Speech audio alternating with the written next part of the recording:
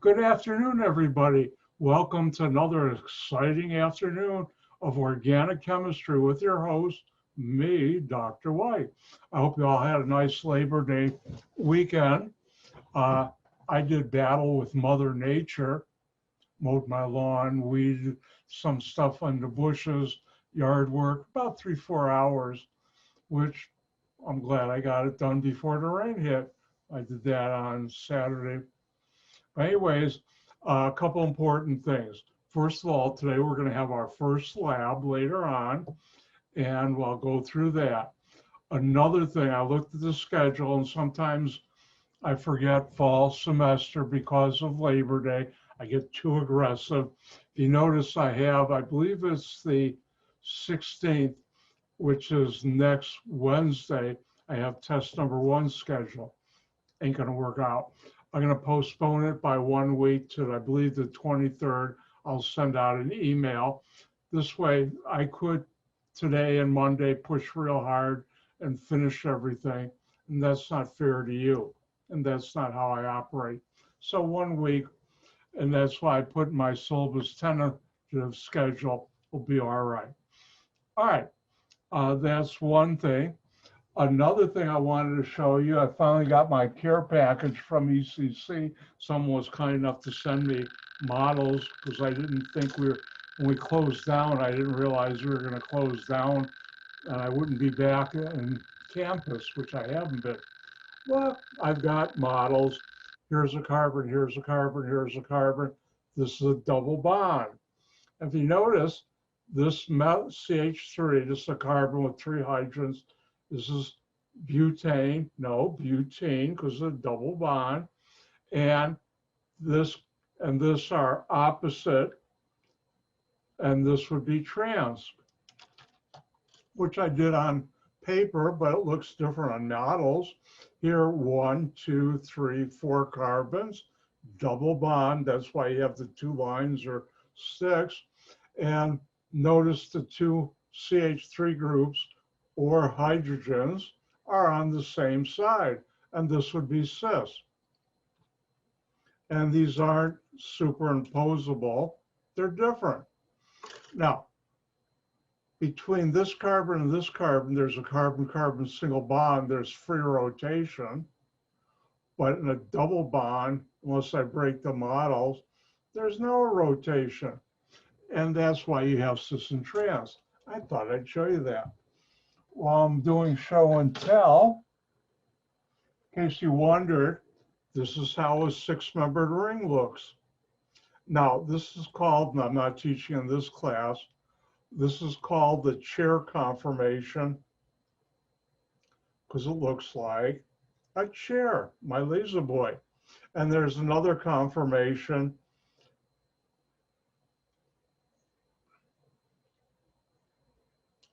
And this is called the boat. And turns out these conformations, the chair is more stable than the boat, and I'm not going to teach you in this course, but this affects the shape of our hormones, your steroids, which I'll talk about later. All right, let's get to work.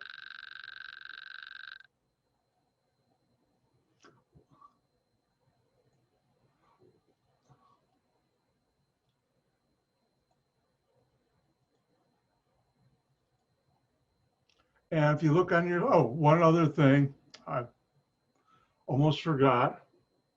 I sent out over the last couple of days a new signature sheet.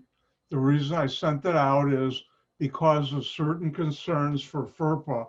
I forgot what that acronym, but it's the federal act that ensures privacy for students, that I might be violating the FERPA Act by posting my videos because your name or your face or your voice or all 3 might show up. So I put it in the signature sheet that you waive your FERPA rights for my video, which allows me to post it on YouTube, which I think helps you a lot. And I'm not making any money. If somebody knows how to tell me how to make money off those, let me know. But right now, Zippo from YouTube, which I don't expect anything ever. It's more to help you. So please sign those and upload those. Also, another thing, if you go to Blackboard, I added, even though they will be in the assignments area, I added 2 folders, problem set and problem set answers, so they have all the problem sets you do for the whole semester. All right, now we can do some chemistry. All right, last week I started talking about addition of water, also known hydration, to double bond.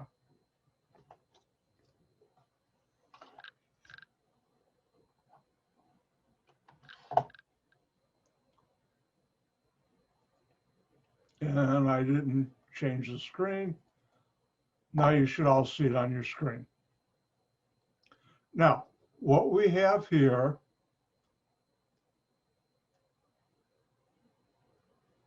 is a double bond,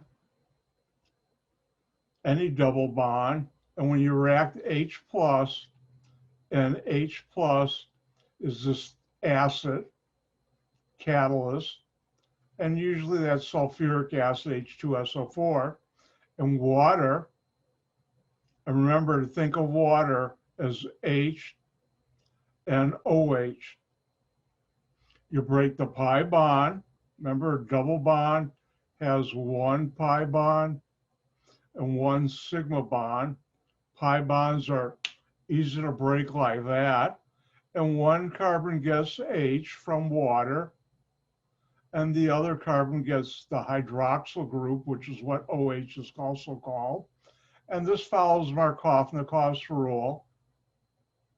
The carbon with the most hydrogens in the double bond gets the hydrogen, the other carbon gets the hydroxyl group. And that's hydration of an alkene or double bond. And when you put a hydroxyl group on a carbon, you'll learn later on, we call that an alcohol.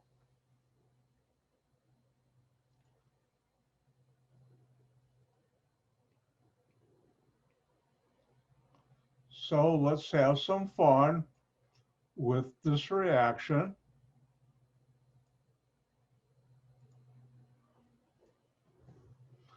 And let's look at the following.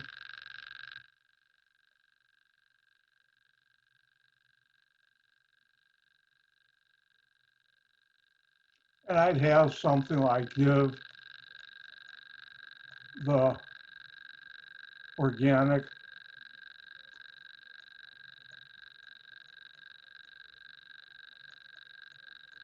products for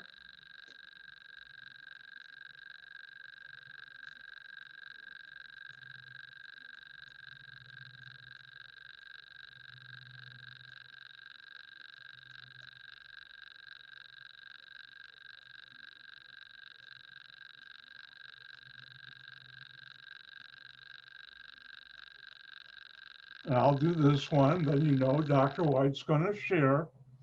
And the thing you should be doing now and always for the rest of your semester and the rest of your life, when you look at an organic molecule, look for what's different. What's not a carbon-carbon single bond, what's not carbon or hydrogen. If you look right here, a double bond. So what really is happening here is a double bond is reacting with acid, catalyst, and water. Remember, water is HOH. You break the pi bond. 1 carbon gets hydrogen, the other gets the hydroxyl group, and it follows Markovnikov's rule. And now you have to figure out which one of these 2 carbons has the most hydrogens. This is a high-level math you have to use for my class. This is 2, this is 1, which is the greater number. Hopefully all pick 2, so the hydrogen will go there, hydroxyl group will go there. Do you break carbon-carbon single bonds? No. So I have 4 here.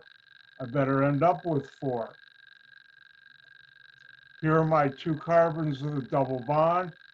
The hydrogen will go here, Markovnikov's rule. The hydroxyl group will go here. And I know there are 4 bonds to carbon. so I know how to put my hydrogens in. Hydroxyl group counts as one bond.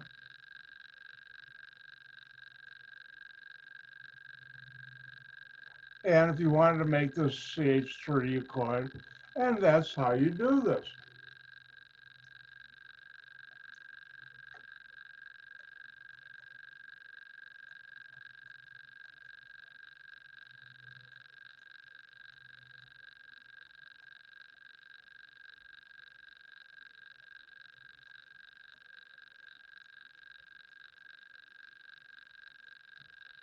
And I'm going to share the phone. It's your turn. Why don't you try this one? What would be the product or products for the following reaction? One thing I haven't mentioned today yet, but I should remember in my class and in my life, there's no such thing as a dumb question. I'm finding on Zoom the easiest way for you to ask questions is turn on your mic.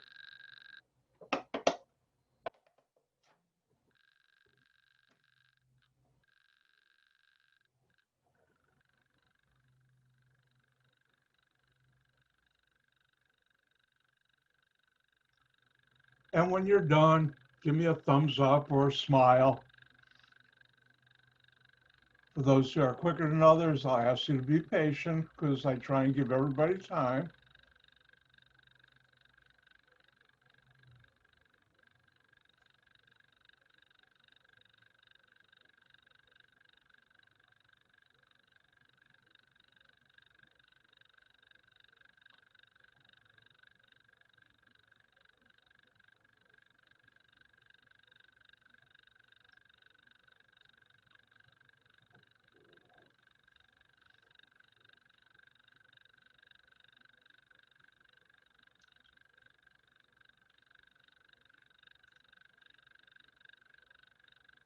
See, everybody, some people are still working.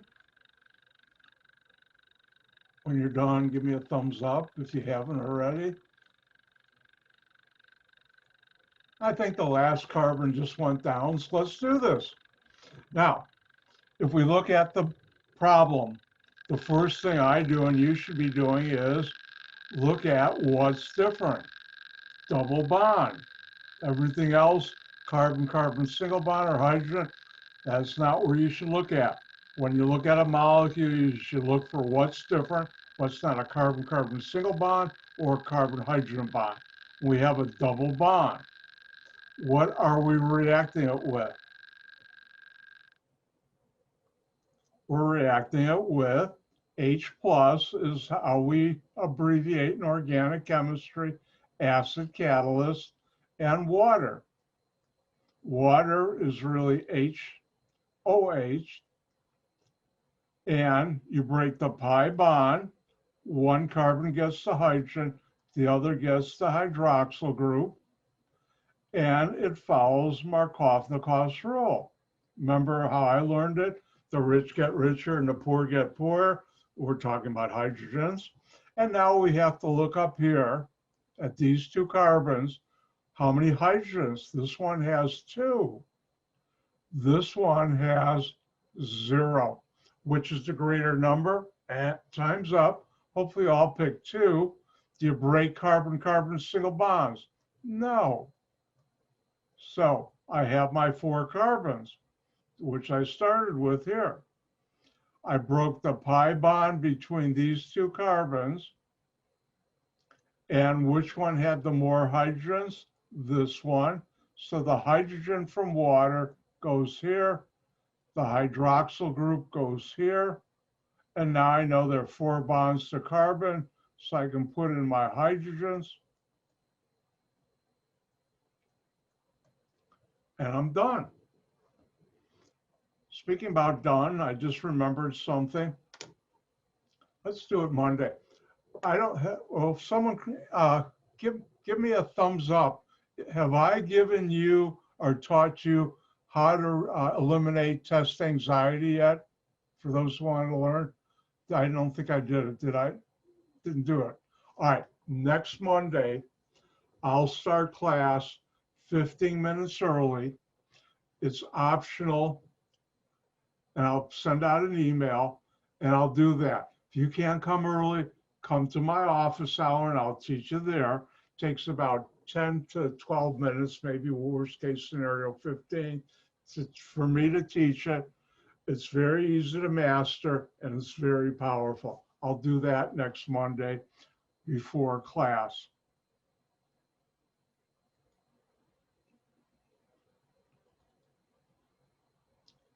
Oh, let's do one more of these. These are fun.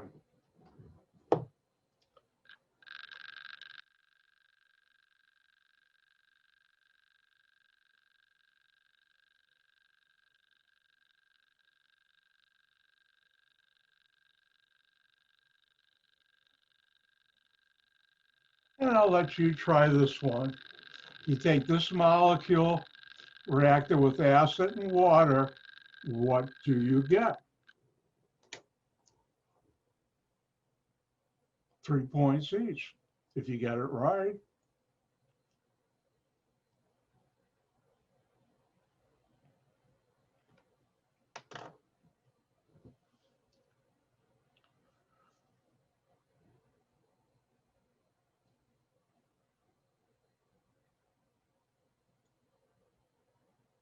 Remember, keep your eyes on your own monitor. No, I'm just kidding. Uh-oh, look out, it's Bad Humor Wednesday.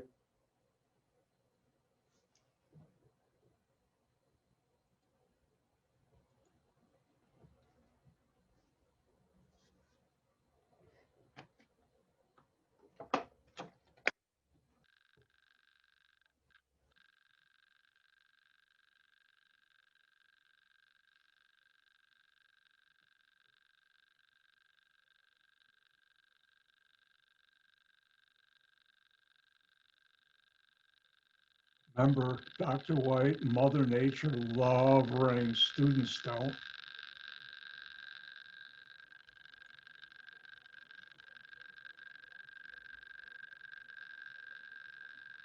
And as always, I've said it a couple times, but I'll say a lot more. Who's the greatest of all organic chemists? Mother Nature. All right, I think everybody's done. Anybody need more time? Yell out, nope. All right, let's do it.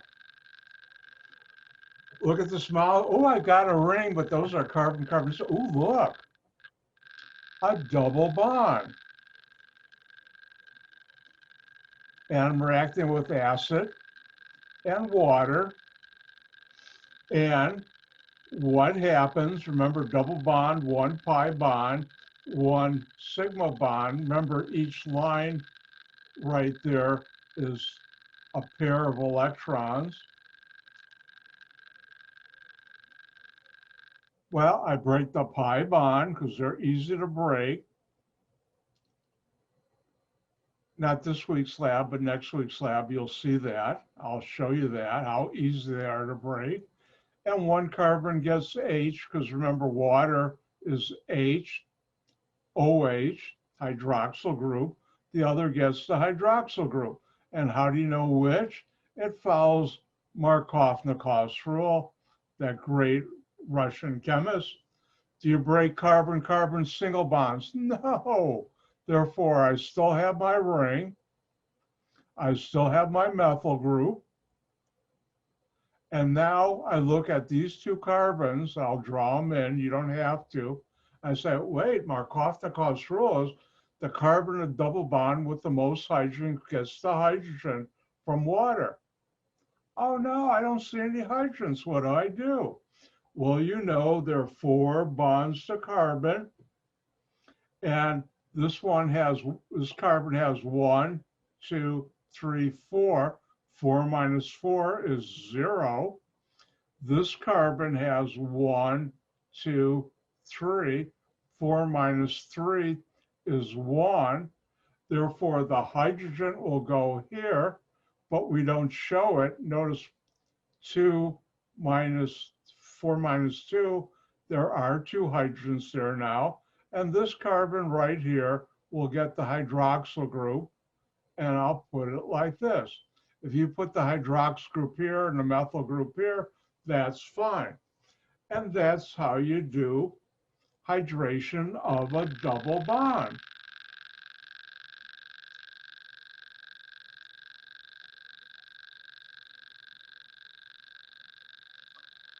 Guess what time it is? It's time to move on to the triple bonds. Remember, an alkene is a triple bond. And it's an acyclic unsaturated hydrocarbon with one or more triple bonds. A triple bond is linear, so we don't have cis or trans. We already did the nomenclature of this. It has two pi bonds, not one, two, and one sigma bond.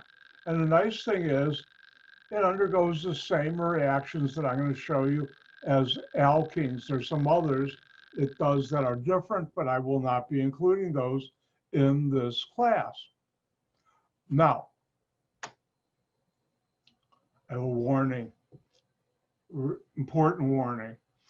The next reaction and the one after it, you'll find out organic chemists are lazy. When there's an easy way to do something, we'll take it because we're lazy. Just like we don't usually balance chemical equations, I'm going to teach you, show you how lazy we can get. It's a good thing, especially when you're an organic chemist.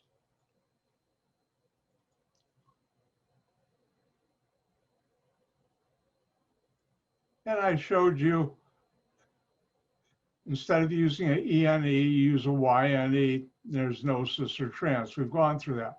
All right, let's go through hydrogenation of an alkyne triple bond.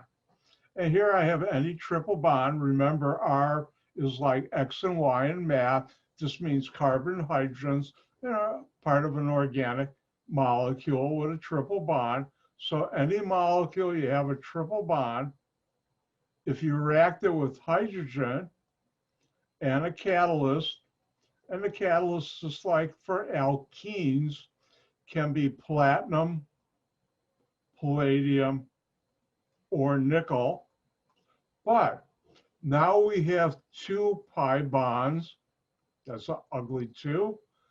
And you need more hydrogen. Well, I'm not going to balance out their chemical reaction and put a two in front. I'm going to do this. I'm going to put a bracket, the letter X, the letter S, and close bracket. And this stands for excess. And that means you have all the hydrogen in the world that will react with anything hydrogen react with. And that way, organic chemists being lazy, we don't have to balance this reaction because I've got enough hydrogen to react with not one, but two pi bonds. What happens is the first pi bond you break, and each carbon of the double bond gets a hydrogen. And the second pi bond, same thing happens. Each carbon, I said double, I should have meant triple bond. Each carbon of triple bond gets a hydrogen. So you get not two, but four. Notice I broke the two pi bonds.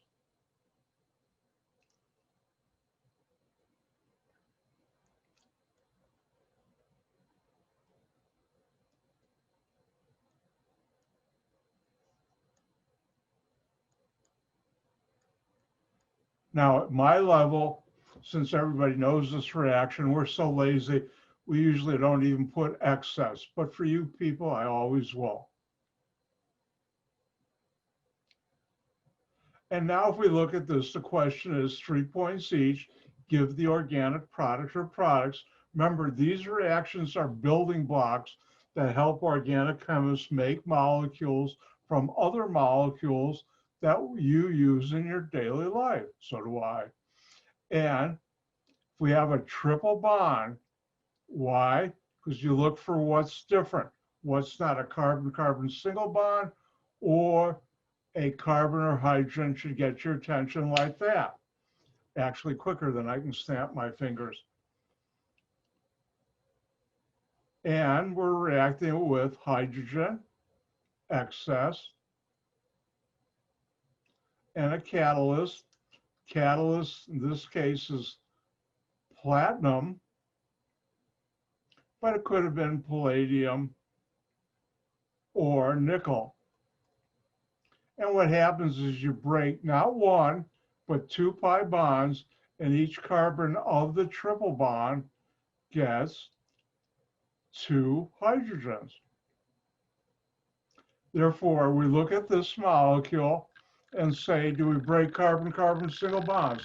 No. So I have 3 carbons. I better end up with 3 carbons. Notice I broke the 2 pi bonds there. Each carbon of the triple bond gets a hydrogen. No, gets 2 hydrogens. Because you broke 2 pi bonds, each carbon gets 2 hydrogens because of the 2 pi bonds. I know there are 4 bonds to carbon, and I can put my hydrogens in, and that's what you want. Now, if you wanted to write this CH2 and this CH3, that's fine. In my class, if you want to leave it that way, that's also fine.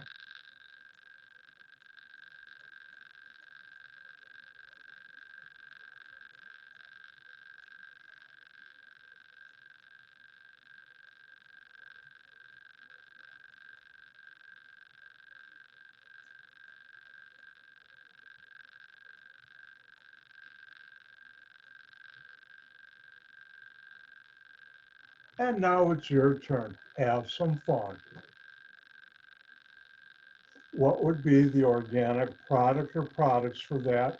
Oops, forgot something, which I always do, because at my level, we usually don't put this in, but there it is. You react that molecule with excess hydrogen and palladium, what do you get?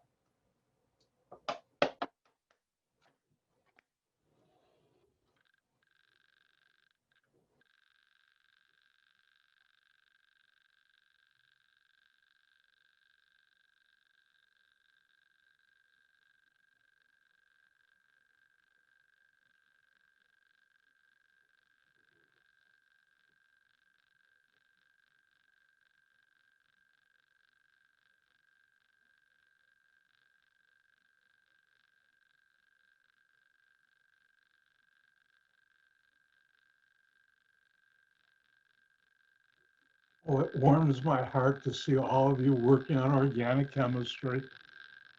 Because you have your webcams on. Thank you.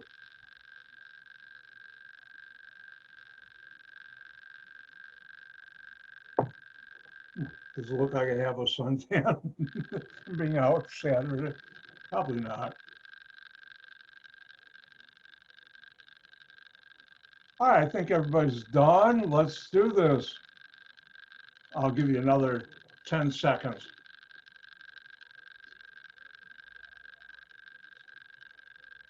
9, 9.2, 9.7. I got a slow watch. 10. All right. When you look at an organic molecule, you should look for what's different. If I look here, I see, oh, look, a triple bond. And I have a triple bond. I'm reacting it with hydrogen, excess, and a catalyst. And remember, the catalyst can be palladium, platinum, or nickel. And you break the pi, 2 of them, pi bonds. Remember, this has 2 pi bonds, which you should know. And each carbon of the triple bond gets not 1, but 2 hydrogens. Now, if we look at this molecule right here, and we say, do you break carbon-carbon single bonds? No. So I have 1, 2, 3, 4, 5 across plus a methyl. So I'll have 1, 2, 3, 4, 5 plus my methyl. Here are my 2 carbons of the triple bond. I broke both pi bonds. Each one gets not 1, but 2 hydrogens. And I know there's 4 bonds to carbon.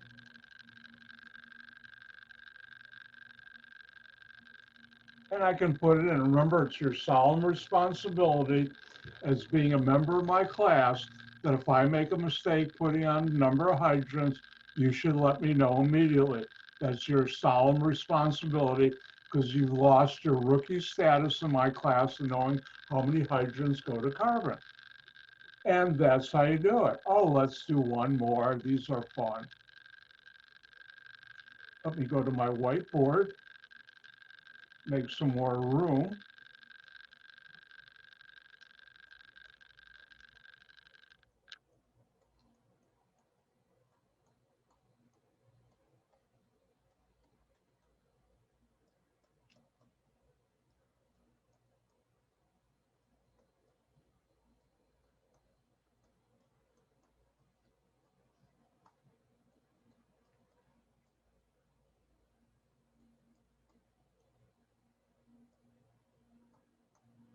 And why don't you try this one? Give the product or products of the following reaction. Organic products. Did I tell you organic chemists are very biased? I mean, extremely biased than I am when it comes to organic versus inorganic molecules. When we're talking about inorganic molecules in the products, we got, we don't care about that. We're biased against that, and we are.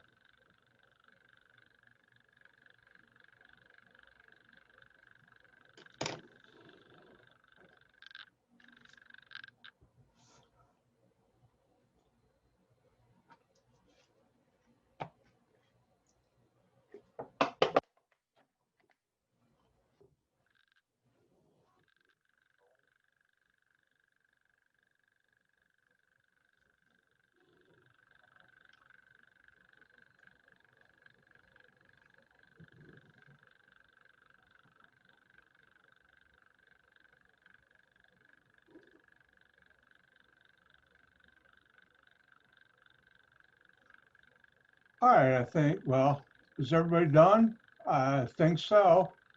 All right, let's do it. I look at this molecule right here and say, what's different? Well, I just gave it away, a triple bond. And if we look at that, I say, is there anything else that's different? No. Remember, you look at a molecule, what's different? What's not a carbon-carbon single bond or carbon or hydrogen?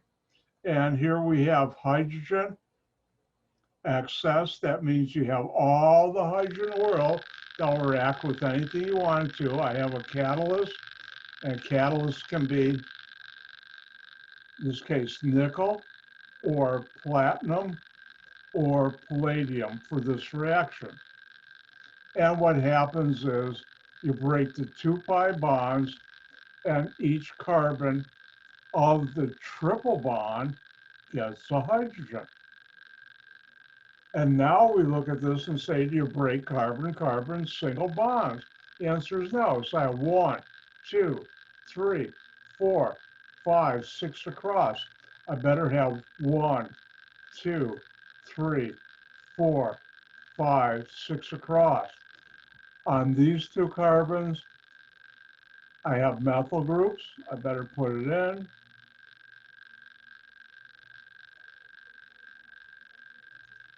And notice I broke the pi bond between these 2 carbons, which is what happens here. And now I'll add hydrogen here, hydrogen here, hydrogen on that carbon, it should go there, hydrogen there. I know there are 4 bonds to carbon, so I can put in the rest of my hydrogens.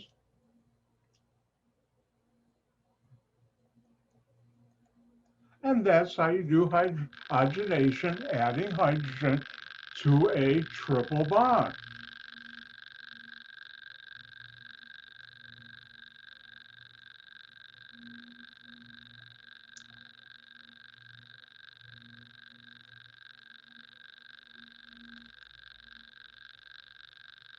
Now, the next reaction I like to talk about is halogenation.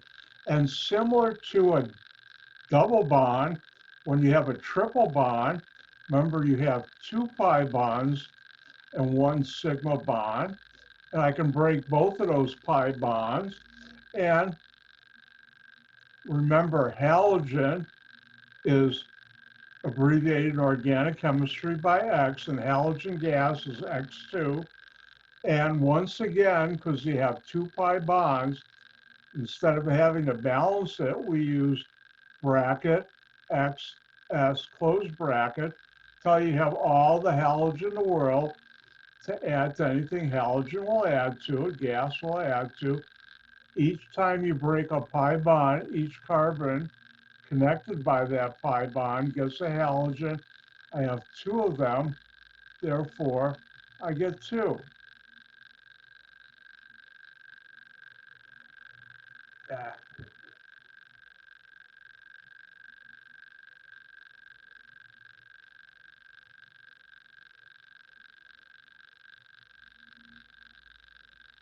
That looks better.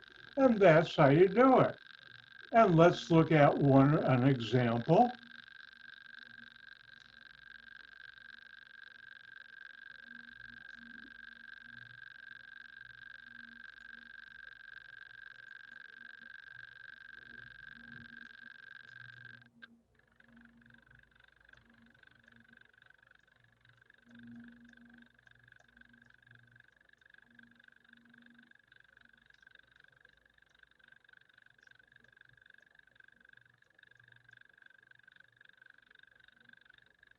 And hopefully you all see that on your screen. I haven't done it today yet. At least everybody see that problem on the screen? Good. Okay. Thank you. Thumbs up, people. All right. I'm going to do this one. Then I'm going to give you 1 or 2 to try yourself. And what do we have here that's different? Look at a molecule. Look for what's not carbon single bond, what's not carbon or hydrogen. I'm going to say that a lot this semester, but I do it every time I look, because I look and say, ooh, look, that's different. A triple bond. Got my attention like flashing blue and red lights from a fire truck, which we then know to pull over to let them go by, which I always do, and I hope you do too. And what are we reacting with? Bromine gas. How do we abbreviate bromine? X2. Notice we have excess. Excess tells you have all the bromine in the world or halogen to react whatever it can. Remember, X for this reaction is fluorine, chlorine, bromine, or iodine. And with this, what happens? You break the 2 pi bonds, which are there. Remember, there's also a sigma bond. Each line is an electron, and each carbon gets not 1, but 2 halogens. So here we have how many carbons? 1, 2, 3. Do you break carbon-carbon single bonds? No. So I'm going to have 3 carbons. Here are my 2 carbons of the triple bond. I broke the 2 pi bonds, as you can see, and each one gets not 2, but 4 halogens. What's our halogen? Bromine.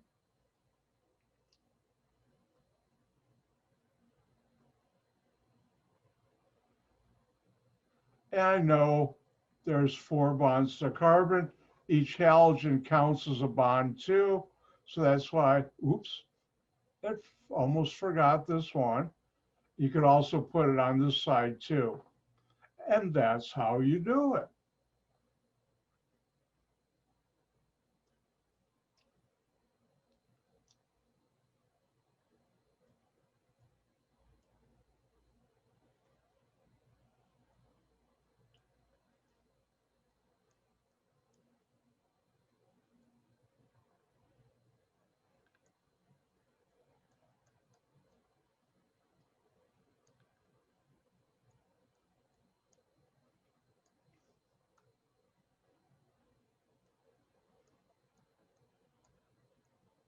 And now it's your turn to have some fun.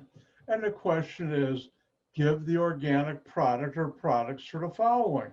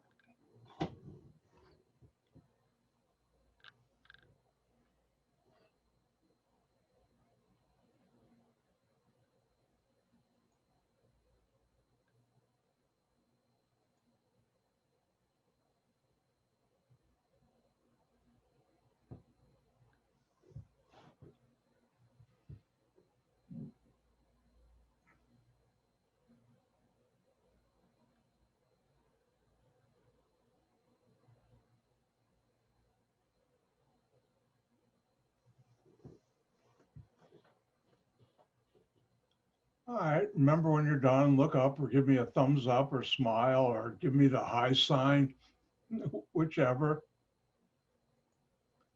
I think everybody's done, so let's get to work. All right. First of all, let me tell you, this is the chemistry instructor's favorite trick on an organic chemistry test. Put in a big, scary molecule. And if you don't know what you're doing, it's a big, scary molecule. But if you do, and you know, look for what's different, it's not scary at all. And what's different? What's not carbon or hydrogen or carbon-carbon single bond? A triple bond. As soon as I see that, everything else is coming along for the ride. So I have a triple bond. What's chlorine gas? It's halogen gas. X2, we have excess. That means you have all the gas, halogen gas that you need to react with anything. And what happens, I have to move my cursor away so I had room. You break the 2 pi bonds, and each carbon of the triple bond gets not one, but 2 halogens. Well, in this case, we have 1, 2, 3, 4, 5 across. 1, 2, 3, 4, 5 across. On this carbon, I have 2 methyl groups. Just think a month ago, if I said that, 2 methyl groups, you wouldn't know what I'm talking about. Hopefully you do now. I think you do. And notice these 2 carbons, I broke the carbon-carbon triple bond to 2 pi bonds. Each one gets not one, but 2 halogens. The halogen is chlorine.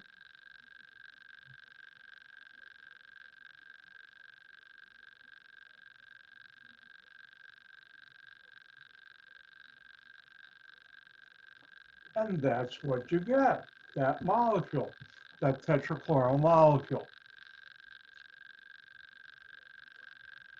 Now, one of the things you should be asking, and the farther we get into the semester, the more I'll be reminding you of this because we're going to get into some really juicy stuff. Organic chemistry is that way, is the question, why am I learning this stuff? Well, the obvious answer is someone said you have to take this course to get into a school or a program, and you want to get a good grade so you can get into that school or program. Well, why learn this? Well, it turns out one example would be up until about 3 years ago, everybody believed, and products were sold, that if you put poly meaning many, halogenated, use polyhalogenated compounds with a lot of halogens in it, it made things fire retardant. And where is that important? And it is true, like in children's sleepwear. You don't want a child to get near a heater or a candle and all of a sudden be up in flames. You don't. Well, those halogenated compounds inhibited fire retardant. There's no chemical that can make something that can burn fireproof, but you can't make it hard to burn, fire retardant. Well, because of the Swedish paper dealing with furniture and things like that, for a number of years, companies were selling halogenated compounds that went into things like the furniture fabric on your couch or your chairs in your living room, things like your monitor, your computer, those plastics. Well, it turned out about 3 or 4 years ago, these really great reporters from the Chicago Tribune did some investigation and found out that wasn't true. In certain cases, putting those chemicals were actually more harmful than good. And that shook up the chemistry industry pretty good, and it should have. And I'm grateful to those reporters. But still, when you put halogens on something, you make it more fire retardant.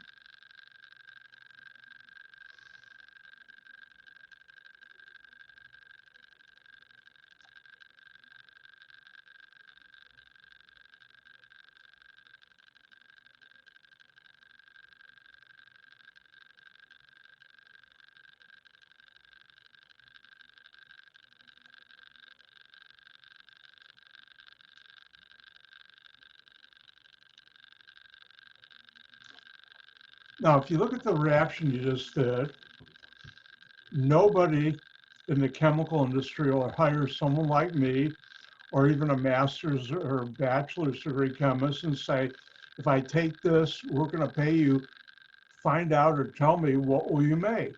That doesn't happen. What they do pay us for is what's called synthesis, other things too, but the area I worked in is I'm a synthetic organic chemist, and synthesis is a fancy word meaning to make is, if I want to make this compound, what do I have to start with and how do I do that? And that's called synthesis. And that's the really fun part of organic chemistry, but now I'm being super biased because that's the area I've worked in all my life. And an example of synthesis would be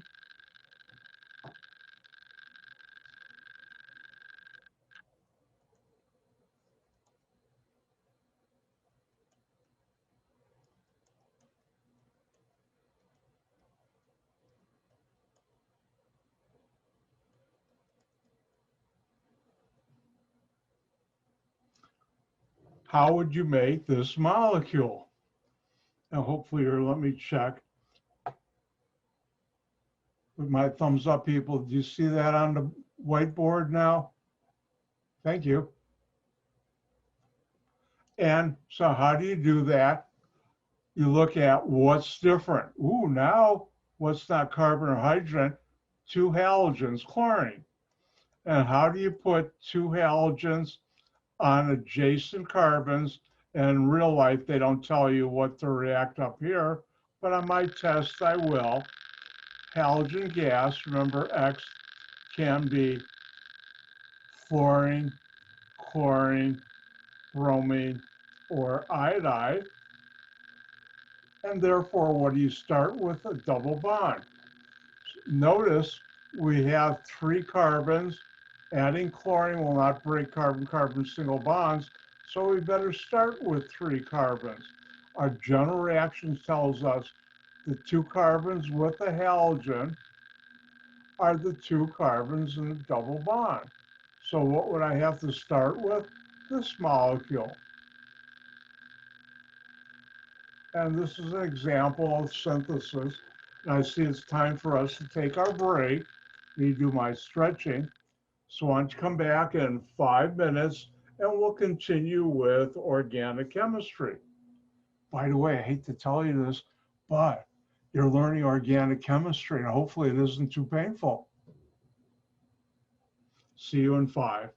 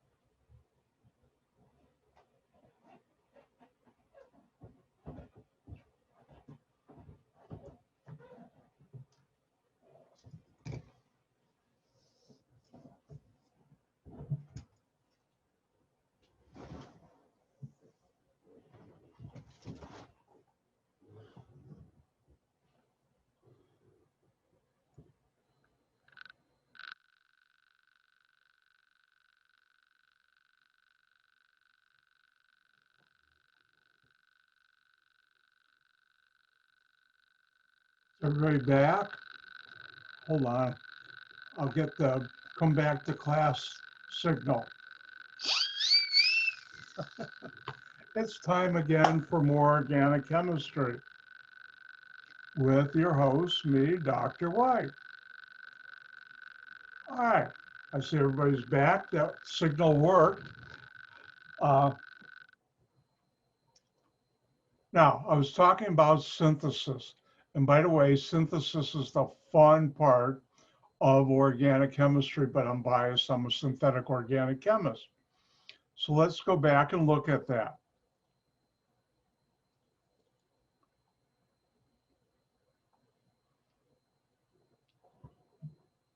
And let's just say I'll give you one to try out.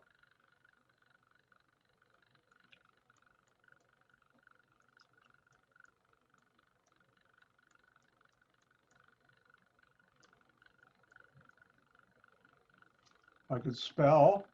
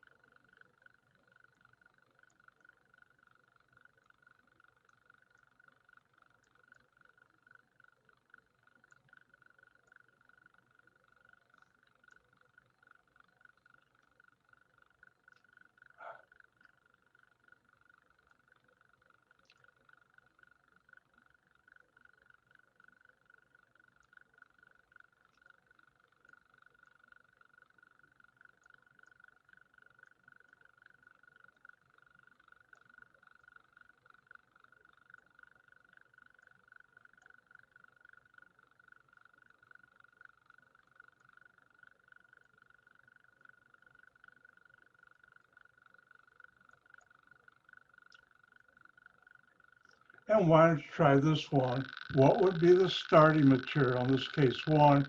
Later on in the semester, you'll see you can have more than one starting material. But for now, for test number one, the problem I could give you would only have one starting material. And why don't you try that? What would be the starting material for this reaction in order to make that compound?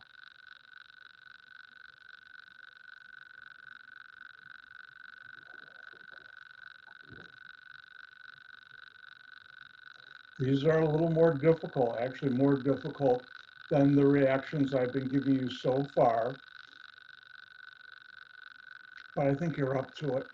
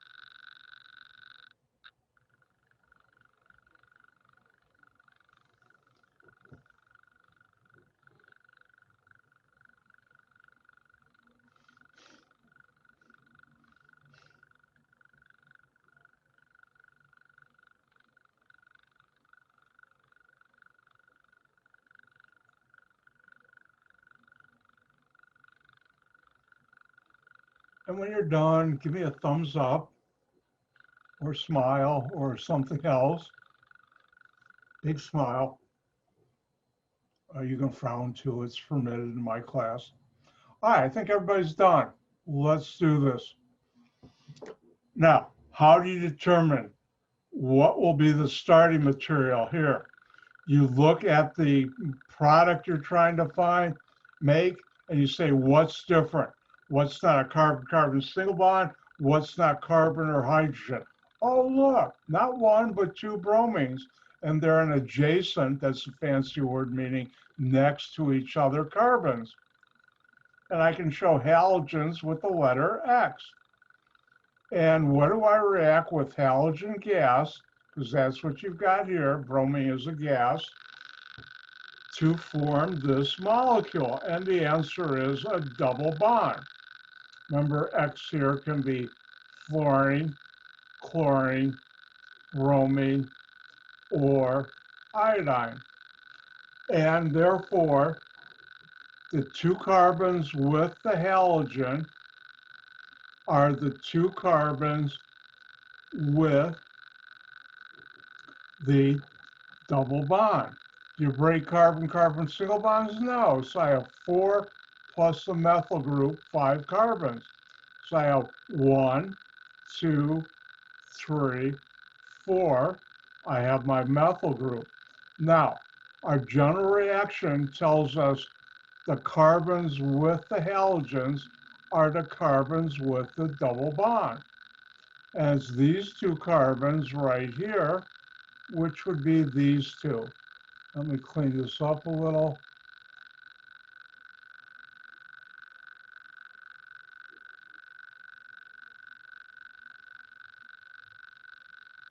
And therefore, these 2, I have my double bond.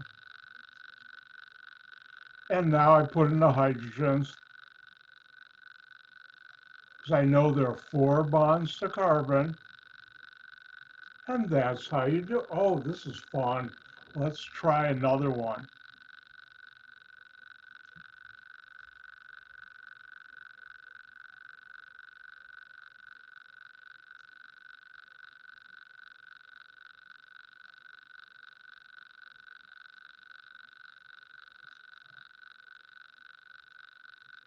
Ah.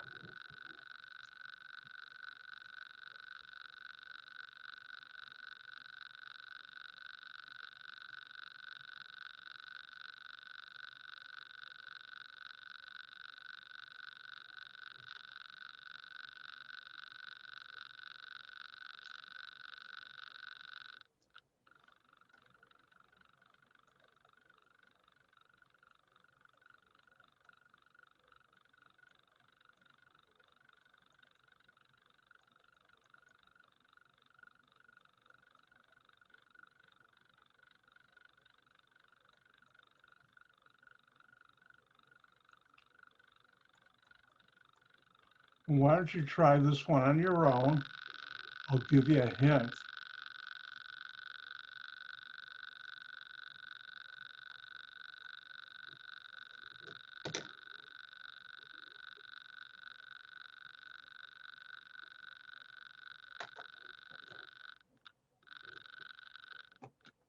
This one's real tricky. Let's see if you're up to it.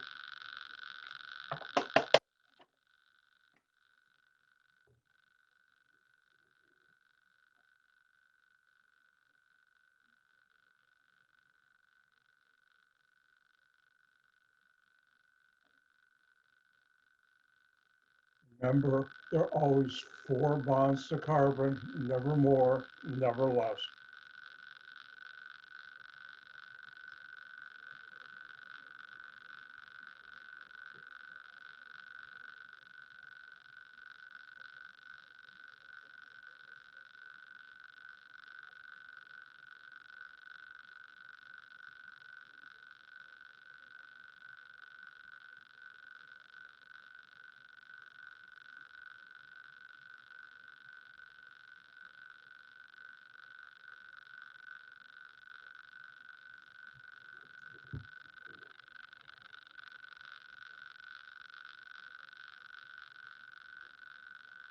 All right, anybody need more time?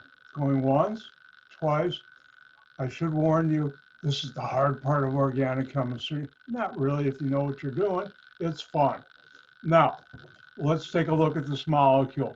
What's different? Ooh, hydroxyl group. So I have a carbon with a hydroxyl group. But if we look at this carbon right here or this one, they have hydrogens. And what do you add acid and water to put on a carbons, a hydroxyl group and adjacent carbon, one next door, a hydrogen? And that is a double bond, and it follows Markovnikov's rule. The carbon with the most hydrogens in the double bond gets the hydrogen, the other carbon gets the hydroxyl group. Now, let's look up here. Which carbon has the hydrox group? This one, which has to be this one, which has to be one of the two carbons of the double bond. Therefore, I can look at adjacent carbon here and say, oh, that has a hydrogen, or this one has a hydrogen. And therefore, you break carbon-carbon single bonds. And the answer is no.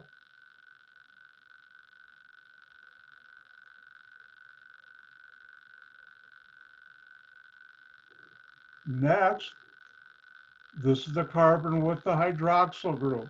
It's in a double bond, so I can put it here.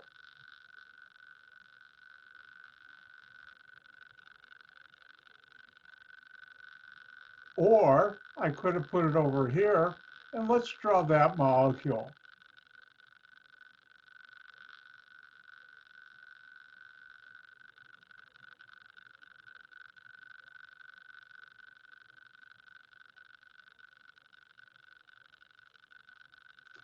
And I know, but you may not see it, but luckily I do. So if you write either one, this and this is identical molecule. All you're doing is rotating it 180 degrees. It would be akin to, here's my hand, right hand, close your eyes. Oh, look, different. No, you just rotated 100. Here's my T-butyl group, or the carbon with the hydrogens and double bond, the other one. And this is the same thing. This was a little trickier. Now, let's talk about these type of reactions. They're much more complex and harder to do than give the product or products. And because, at least as of this moment, the Supreme Court of the United States has outlawed cruel and unusual punishment to students on test number 1, only put one synthesis problem. Remember, I talked about, and I'll put out an email that I'm postponing by 1 week, test number 1. But on test number 1, I'll just have one synthesis. On 2 and 3, I may put 2 or 3, a few more. But when I was a chem major taking introductory organic, a third of our tests were those type. Made it interesting. But that was for chem majors.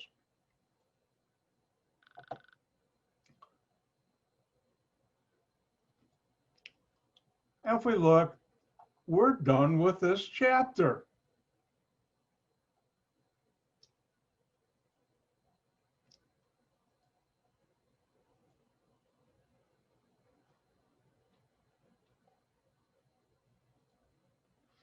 All right, you know what that means? Oh, I got to do it again. It's new chapter time. But before we do a new chapter, on Monday, I will go through the alkenes and alkynes problem set.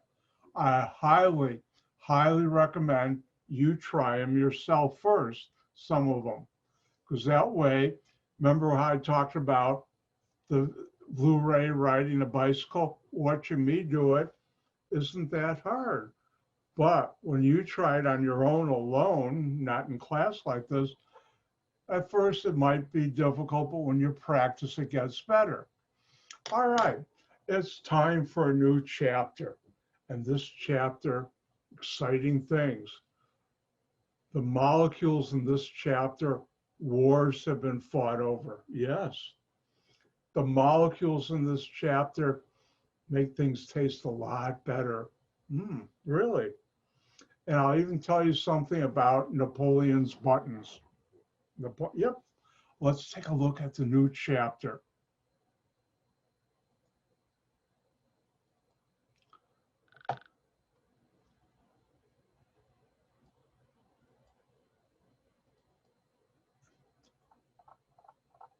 And the new chapter is called aromatic compounds.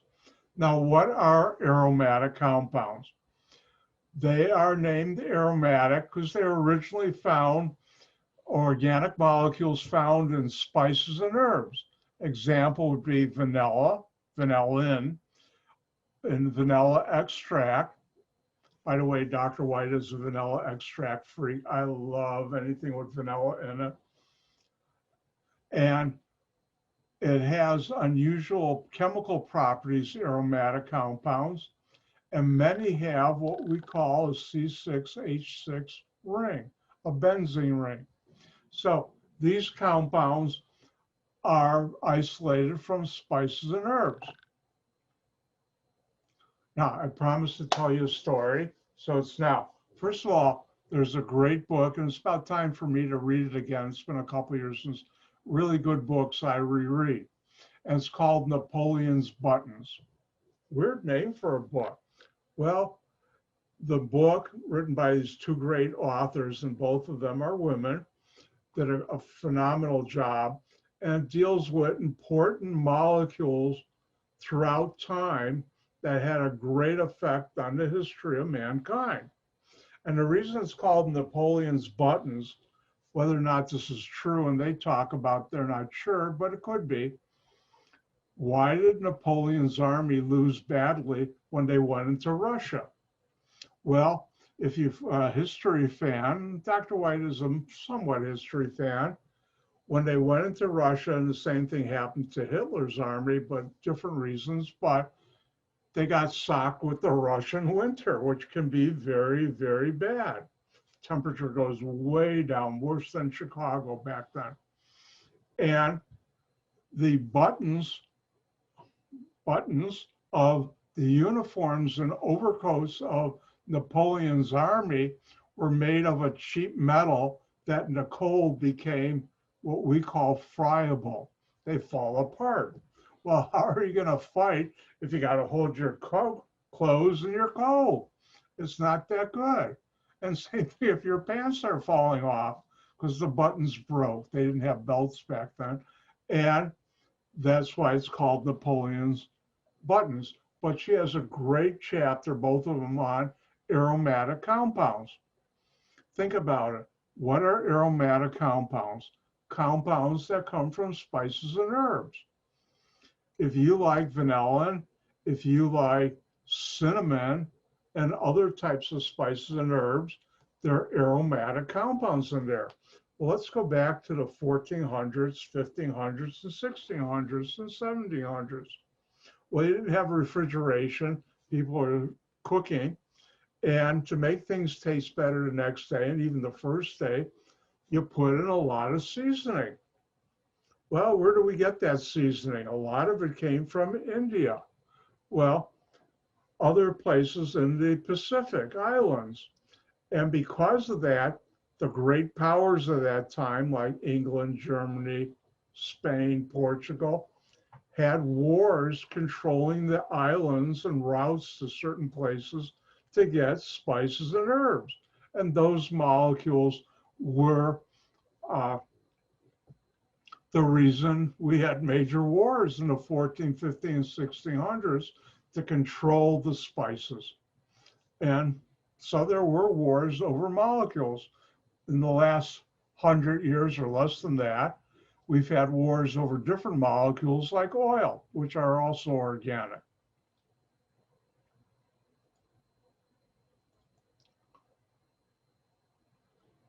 Now, when you talk about aromatic compounds, any good organic chemist will immediately say Kekula. And Kekula is one of the greatest of all organic chemists. I truly mean that. Now we call that area he came from Germany. I think that was Austria, Germany, or what empire or what. But Kekula is a great, I call, organic chemist, a German organic chemist. What made him great? Switches off on this slide. Won't be on a test, but it's important background information. And why is he great? Because chemists up to that point, this is in the 1800s, how can we figure out what's the structure of this important ring in aromatic compounds? And the simplest of those was called benzene. And nobody could come up with understand it. Well, it turned out Kekula did. And I'll teach you the structure, which to this day is correct, the reasonable structure that Kekula determined was the structure found for benzene, which is the simplest of all aromatic compounds. Now, that alone would be a lifetime achievement. And if you go back to the records, when Kekule was older, well, after he came up with this great discovery, he was at some symposium or lecture and quite revered organic chemist, and someone asked him, how did you figure out the structure of benzene? And any good organic chemist will immediately tell you Kekule's snake dream. And what he told the crowd was, one night I had this dream, and the dream was a snake chasing its tail.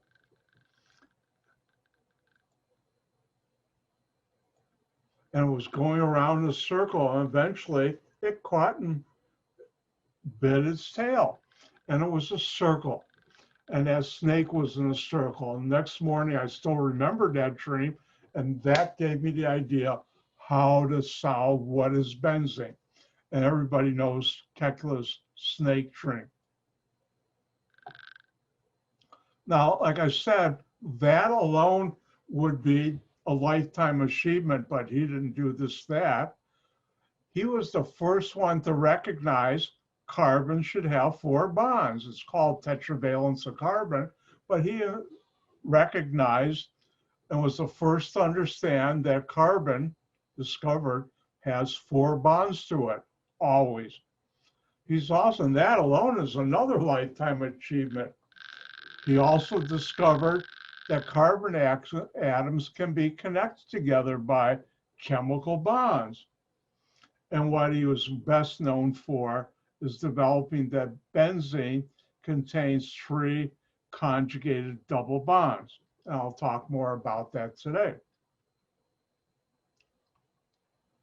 Now, there's a country that no longer exists today, DDR, Deutsches Demokratische Republik, which is otherwise known as East Germany. And back, I think it was 1979, that's what it says on the stamp, they actually issued a 25 mark stamp, which would be like our 25-cent stamp, with Kekule, to honor Kekule. And here's his, I'll teach you, here's the structure of benzene, neat beard. Now, for many years, I was looking for this stamp and would tell students, if you ever see it and it's a reasonable price, let me know and I'll buy it. And not last spring, but the spring before, or maybe the fall before, one of my students came in and said, guess what I saw on eBay? Because I collect stamps. What? The Kekule stamp. I immediately went to eBay and bought 2. And now it's time for show and tell. Can everybody see Dr. White has 2 Kekule stamps? I'm so happy. One of these days I got to get these properly mounted, but just the fact that I have that from the greatest, one of the greatest of all organic chemists.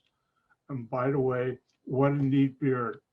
If you notice my beard, one, before COVID-19, I kept it short because when I used to work in industry, and now if I consult, I go to a chemical company, plant, and if I ever have to put on a gas mask, you don't want a big beard like Kekule, because that would break the seal on the gas mask and you're dead. And now, because of COVID-19, I still keep it short because I'm not going to any chemical plants in person, thank goodness for Zoom. But if I'm going to my supermarket shopping, I don't want a big beard that's going to break the seal on my K, and I have an NK, and I also have K19 mask, not 19, K95 mask. A friend of mine sent me a couple. He had some extra in his basement. But I also got some from China before all the rip-out people are selling them now. And you don't want a big beard because that's going to break the seal and not protect other people, not protect yourself.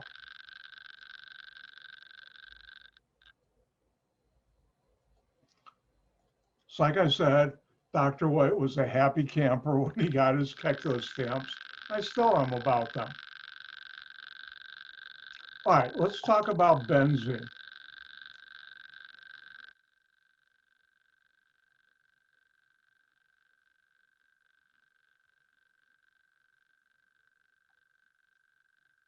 Now, what Kekla found was that if you have benzene, which is the simplest aromatic compound, it's a 6-membered ring, and it has 6 hydrogens. And how do you figure that out? Well, what he figured out is you have 3 double bonds, and they're conjugated. And the switch is on, by the way. Conjugated meaning alternating double, single, double, single, double, single. Now, it can exist this way, or when you see a double-headed arrow like this, all I'm doing is moving electrons. And let's, if I could, and I can, call that carbon 1, so I'm not rotating it. These are called resonance forms. And these are the 2 ways you can draw benzene. Now there's the 3rd way, which I'll explain later on why you do this, but instead of showing the double bonds, you put a circle. And this is called the delocalized pi cloud way. And let's call this A, B, and C. A and B are Kekla structures, C is later. Dr. White will always draw A or B. Why? Because I just think it looks cooler than C. That's my own personal preference. On a test, if I asked you draw the structure of benzene, you can draw A, B, or C. But like I said, I think A and B just look cooler, but that's my own personal preference. And this is benzene.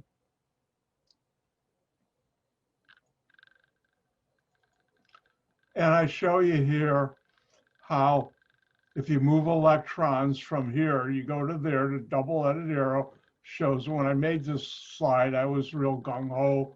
I put brackets around there. These can't be isolated because both exist at the same time. And that's why you have a double-headed arrow. All right. Click. If we're in a classroom, I go like this, but I'm running out of screen room, so I'll do the small one. Click. I'm turning the switch. Will this be on its test to the off position? But it's still good background information to understand other stuff I will cover when the switch is on, but right now, click, it's off. This won't be on a test. But that doesn't mean you can run away or go to sleep, which I hope not. All right, now when we talk about benzene, the orbitals, where the electrons are in the double bonds, remember double bond is a pi bond, and pi bonds are made up of p orbitals sharing electrons. And because of that, the way the overlap happens explains why, unlike cyclohexane, benzene is as flat as a piece of paper, planar. Let's take a look. If each carbon has an electron in this little thing right here that looks like an hourglass is the p orbital, they can share. Now, if this shared, and then this shared, and this shared,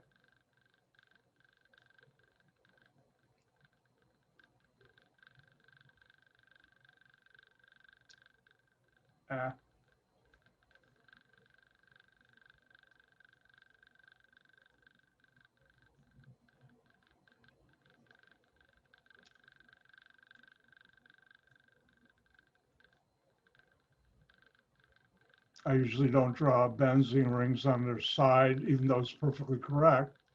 You have a double bond here, here, or here. But then you could have also had these two sharing, these two, and these two, and you'd have the other resonance structure. Look out, Dr. White is having a pretty decent ring drawing day. And now it would look like this. And the question is, how do they exist at the same time? They really exist like that, where they're all sharing together, sort of like holding hands when you play a ring around the rosy. Have you ever thought about, look up the words for that. It's a quite depressing children's rhyme for that. It's about the Black Plague. I don't want to talk about that anymore, so I won't. But these are all holding hands together, but to help us understand it, we write it like it could be existing like this or this. Now, warning, time for Dr. White artwork. If this were your eye, oh, that's awful, super, and you were looking down, what you would see is essentially this. And that's how we get the delocalized pi structure. Dr. White likes these. I think they're cooler, but you can write this. And that's benzene. And it turns out having these holding hands like that gives this very, very large amount or very high amount of stability. They don't want to let go. And that affects the chemistry of benzene. I'll talk about probably next Monday. Now, switches off, but sometimes on entrance exams, they'll ask, how do you determine if something's aromatic? Well, it's got to be cycloatomic, meaning a ring, and it has to have 2n plus 2 pi electrons. And if we look at benzene,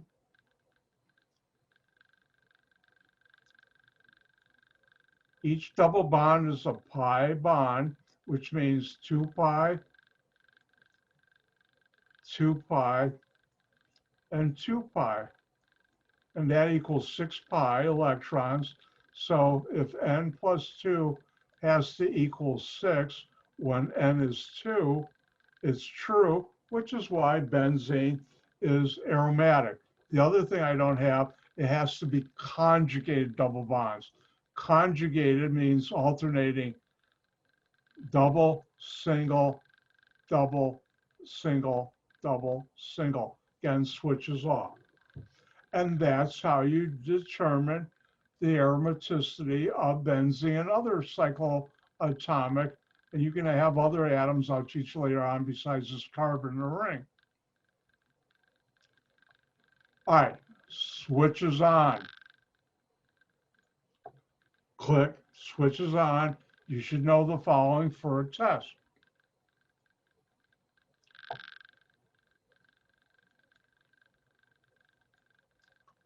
Now, how do you draw benzene? You can draw it this way. I don't have the other resonance form. I could have easily drawn it this way. For some reason, I usually always draw it this way, but this is correct.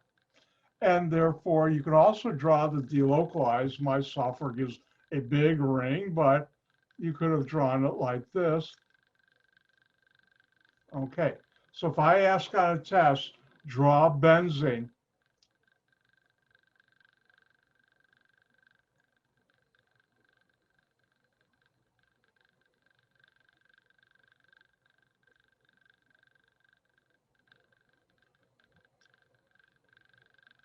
you could draw this.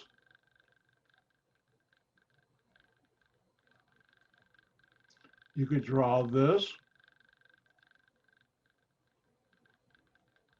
Or the one I don't like as much, but it'll be perfectly correct on a test. I just don't think it looks as cool as the first two, this. Now,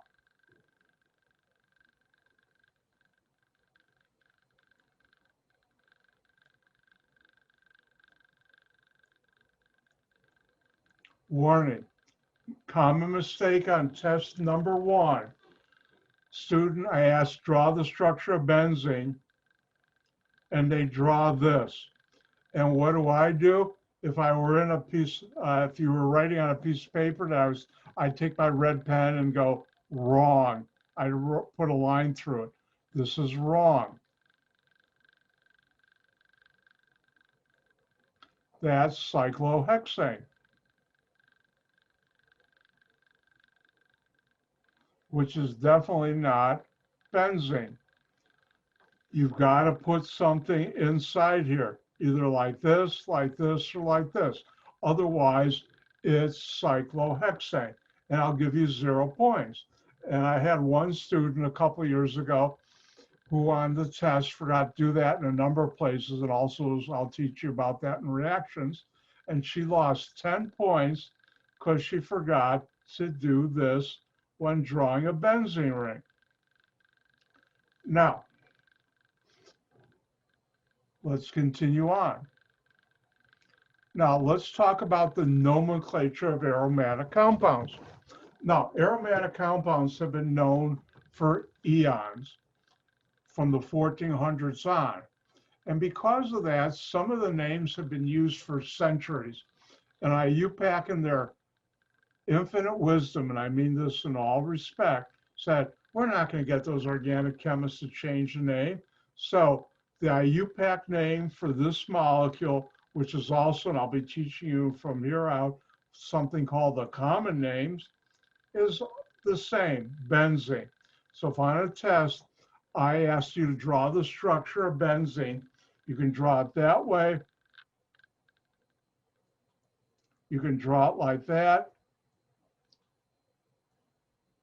Or you can draw it like this. If you don't put something inside that's cyclohexane, that's wrong. Now that's benzene. Now, what if you have a methyl group on benzene? Oh, you'd say that's methylbenzene. Almost said cyclohexane, methylbenzene. Wrong.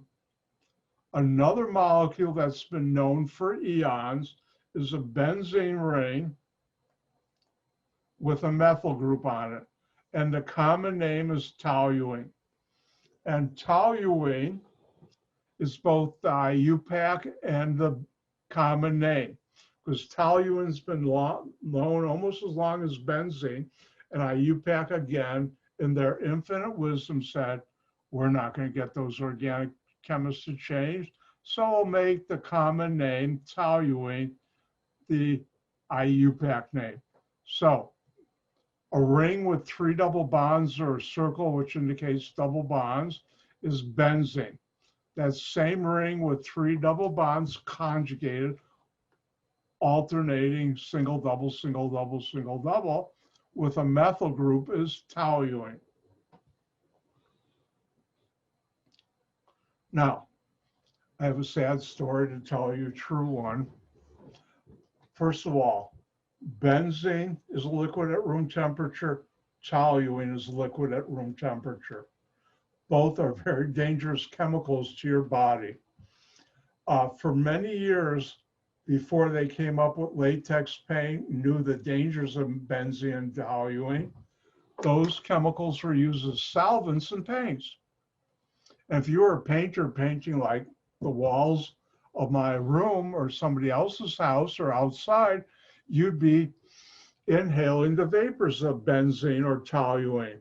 Unfortunately, that destroyed major organs in your body and rotted out your brain. I'm not a medical doctor. And unfortunately, I saw this firsthand. When I was very small, my mother had a cousin, and by the time I met him, he was in his 60s and he wasn't there. He barely could function above a vegetable. Why? Because he had been a painter all his life, and the paints they used had toluene or benzene as solvents. And with all that exposure, it unfortunately did serious damage to his body and mind. And another place where toluene was used until, I don't know how many years ago they stopped, was in glue, airplane glue. And luckily, I've never met anybody, hopefully you haven't, but if you've ever heard about people sniffing glue, what they were sniffing was the toluene. I guess it gave them some sort of high, but at the same time, it did serious damage to their body. And people, and again, I've never met any, but all I know is from what I heard in the news and read, had serious medical problems that rotted out there, like my mother's cousin had, my distant cousin. And so in chemistry, some things are good, sometimes they're dangerous. Speaking about something good, let's do something cheer you up a little.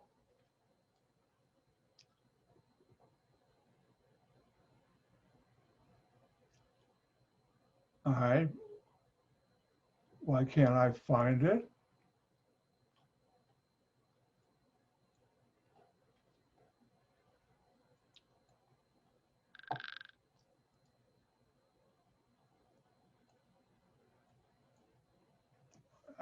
Hold on.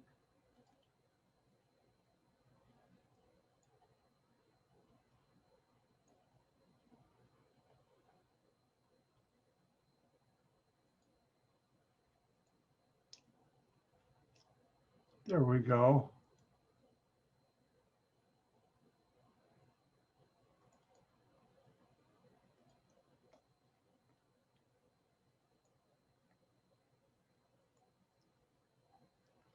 Now I can do it. Let's look at the molecule. Hopefully you all see it on your screen right now. So everybody sees cinnamaldehyde? Thank you. That noise was, I have 4 apps, that's why I was having problem. The Adobe Cloud was interfering. No, it's not. Now, over here is the structure of cinnamaldehyde. You don't have to write it down.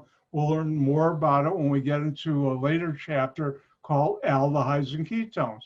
But if you notice right here, it has a benzene ring, it has a double bond, and I'll teach you later what this functional group is.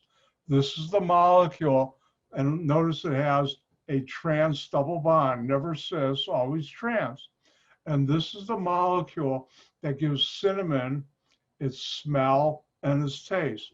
Now, I should tell you, I love cinnamon. My older sister hates it with a passion. Well, she likes other things I like too, so I'll forgive her for that. But this is an aromatic compound because of this benzene ring in the molecule, and it gives you that characteristic taste and smell. And wars were fought over this molecule and others, and those are aromatic.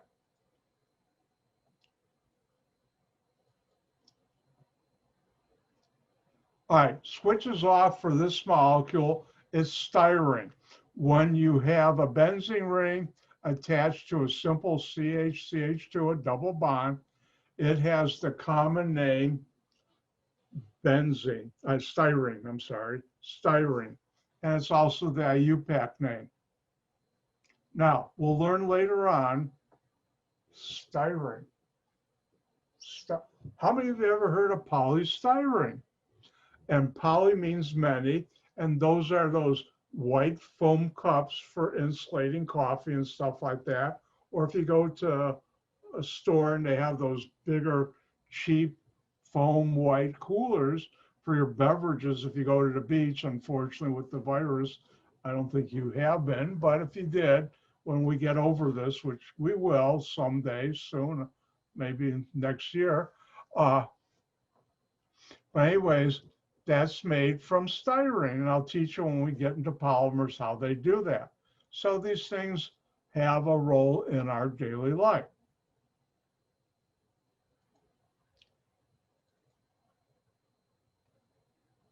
Now, let's talk about how to name aromatic compounds. And before I get to this one, let's do a couple simple ones.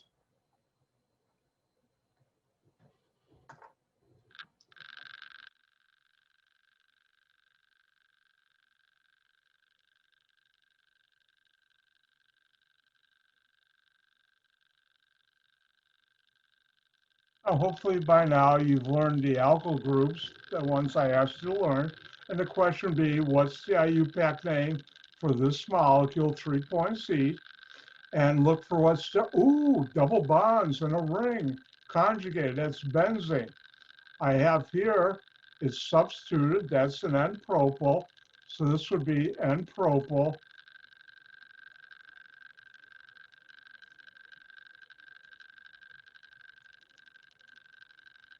Benzene.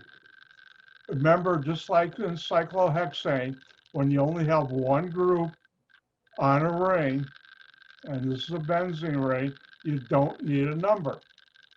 So I'm going to share and let you try one. All right, my computer's playing games with me because of the cloud. Hold on. There we go.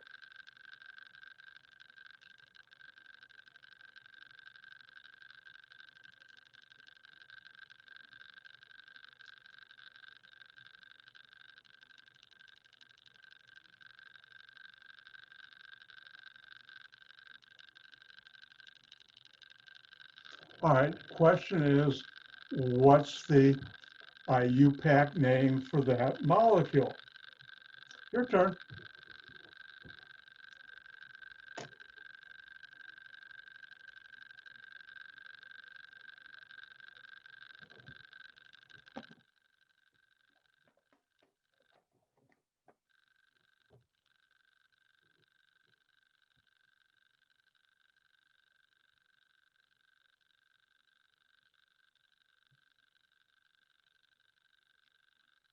And when you're done, give me a thumbs up or look up and smile, or I shouldn't force you to smile.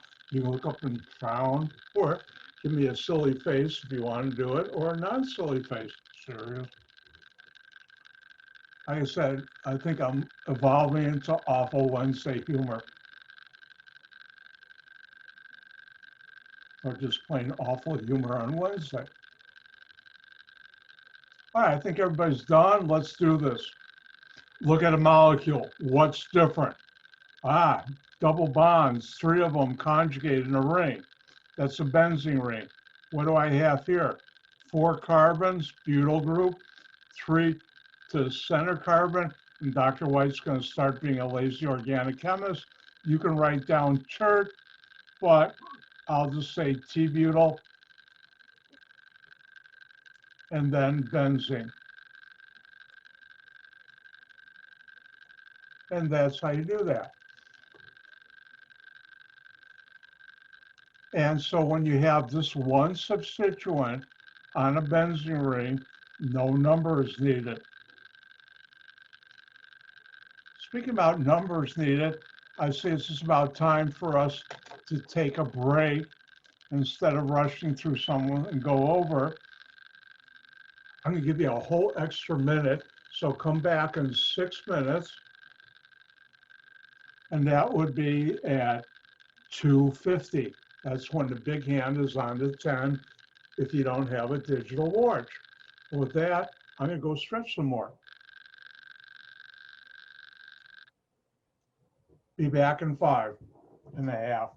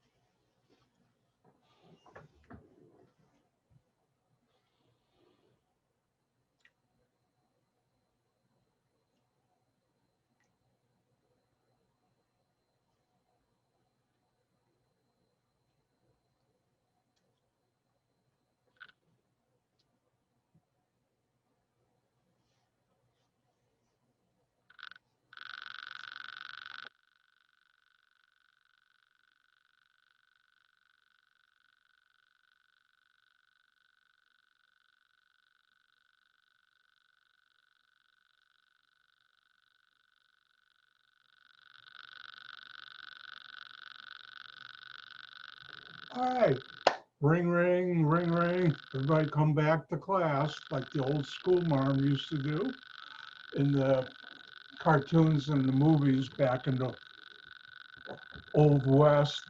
You see her with the bell outside the one-room schoolhouse. I guess we're in a one-room schoolhouse right now. I'm just kidding. All right, we're talking about aromatic compounds. Now I'm going to go for a while, then we'll do our lab. Normally, if it wasn't for Labor Day, I would have stopped lecturing after 50 minutes, take a break, and we do our lab. But because I'm trying to catch up for time we lost during Labor Day, a whole couple hours, I'm going a little later today than I normally would do on a Wednesday. So please bear with me. Actually, it's for your own good. Shouldn't say that, but it is. All right, let's get back to aromatic compounds.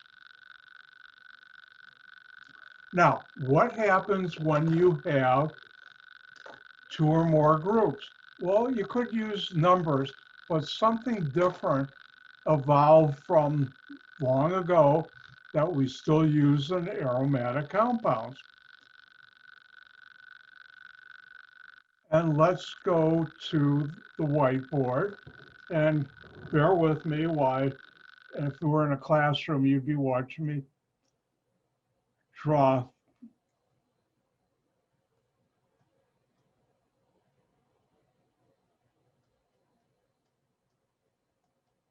three structures, so hang in there.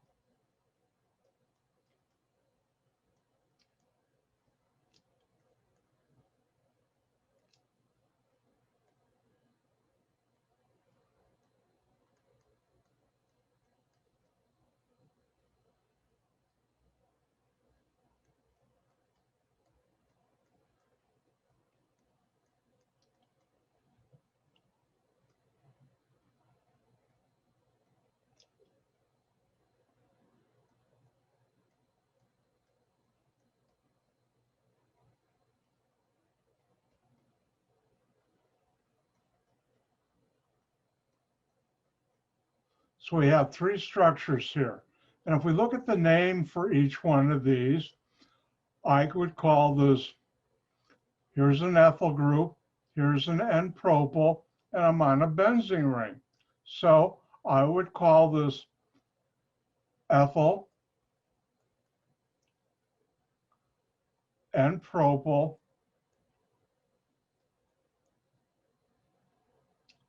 benzene. And the next one is also an ethyl, N-propyl,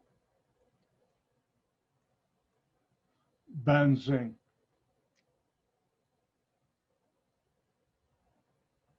And the final one is also ethyl, N-propyl, benzene.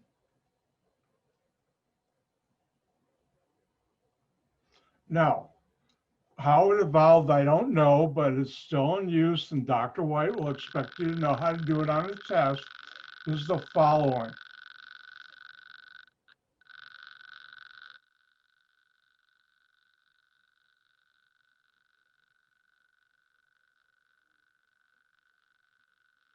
There's special prefixes or names for only disubstituted benzene, not cyclohexane, not other things. Is this evolved for benzene and aromatic compounds in a six-membered ring? And that is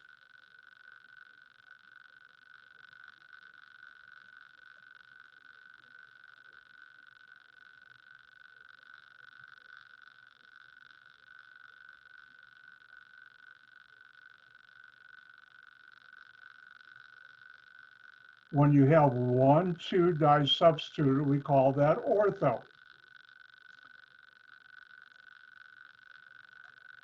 And notice this is 1, 2. I'll do, since I got my red pen out, 1, 3. And if I come down here, 1, 4. And therefore, this would be ortho ethyl and propylbenzene. 1,3 disubstituted is called meta. How these names came about, I don't know. This is 1,3. So this would be meta ethyl and propylbenzene. And finally, 1,4 is called para.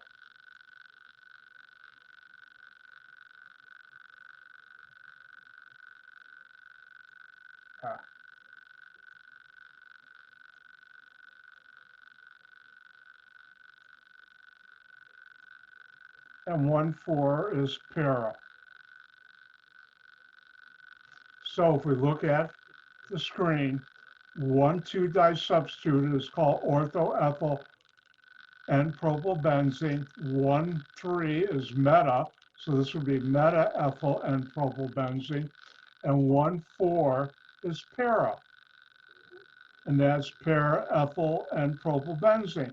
And most organic chemists don't call it 1,2 or 1,3 or 1,4. They use ortho, meta, and para. I've heard that name ortho before. I'll come back to this in a second. How many of you ever heard of the drug company Ortho? Ortho Drug Company. I wonder where they got their name from. You'll see a lot of companies get their names from organic chemistry. And Ortho Drug Company for pharmaceuticals is an example of one.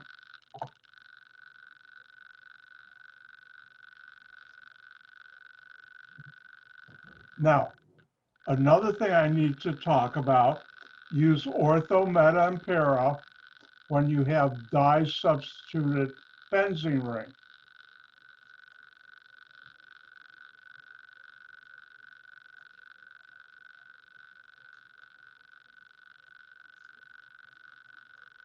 And the question would be, give the IUPAC name for the following molecule. If we look at this, oh, a benzene ring, but no, it's got a methyl group on it. So immediately this is toluene. And what do we call 3 carbons, center carbon attached to the ring? Isopropyl, hopefully you've learned those. If I can spell, Dr. White is having a bad spelling day. It happens. Did I tell you I was always first one down in spelling bee? All right, why don't you?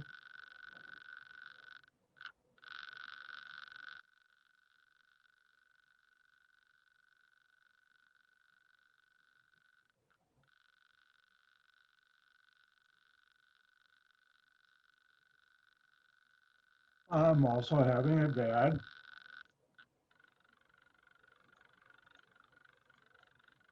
All right, hang in there.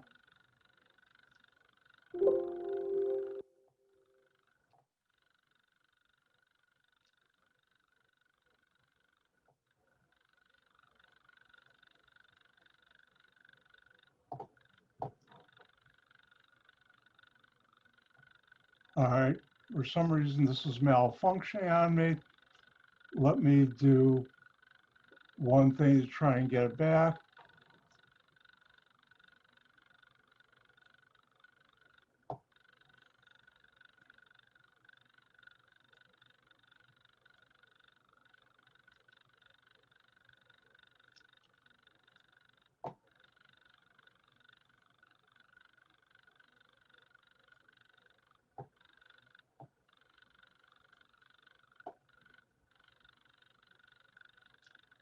I don't know what happened there, but once in a while you get technical glitches. I do with, all right.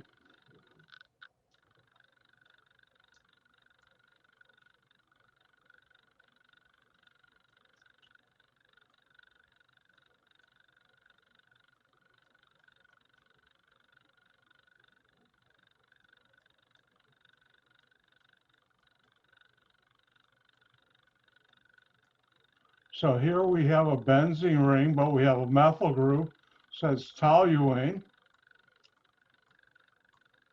I knew I should have lit a candle to the computer gods. Anyways, we have isopropyl.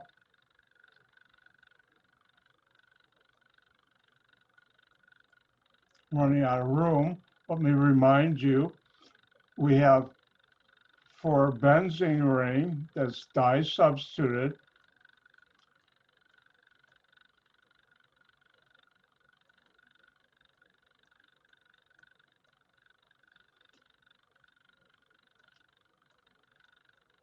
ortho is 1,2 disubstituted, meta is 1,3 disubstituted, and para is 1,4 disubstituted. Therefore, if we look at this, this is 1, 2, 3.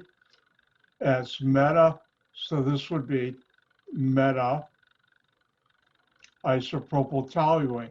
Because when we name this, IUPAC determined, even though we use toluene, someone came up with this disubstituted, and the methyl group is considered one substitution. All right, let me give you some practice.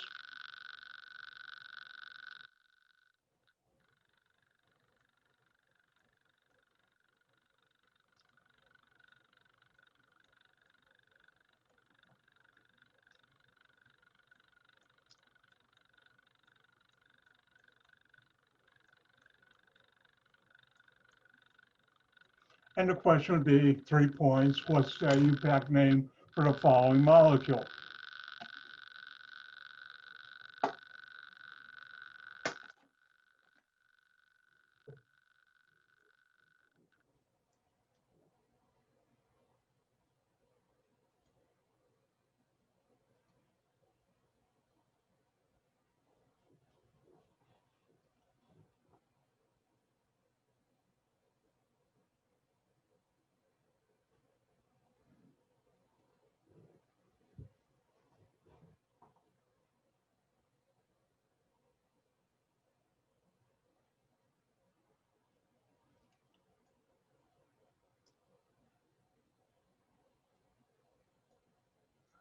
And when you're done, give me a thumbs up symbol or some way, let me know I'm done. If we're in a classroom, I can look around, see when everybody's done, but online, some of you don't have your monitors on, your webcams.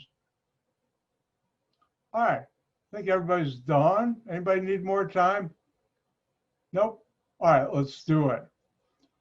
First of all, what do you see that's different? A benzene ring. Therefore, the root name is benzene.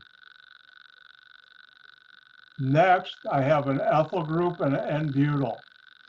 4 carbons bond to the N carbon is N-butyl.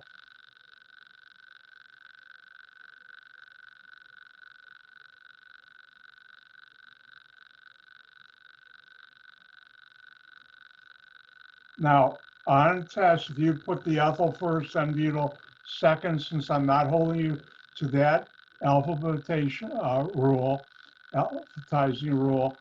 I will not take it off. Now notice this is 1, 2, 3, 4. 1, 4 is para. So this would be para, N-butyl, ethyl, benzene. Oh, that reminds me of another molecule that I'll do. My fingers hit the button on my pen, which I've learned not to do, but once in a while that happens.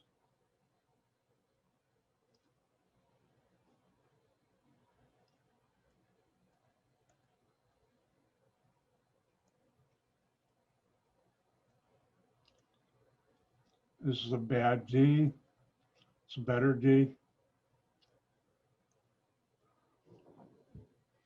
You don't have to write this down. It will never be on a test. Does everybody know what that is?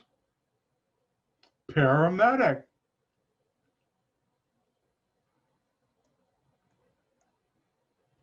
one for paramedic. See, chemistry has some bad jokes too. So that's paramedic, and that's one of my bad chemistry jokes. You got to suffer through it. All right, let's do one more.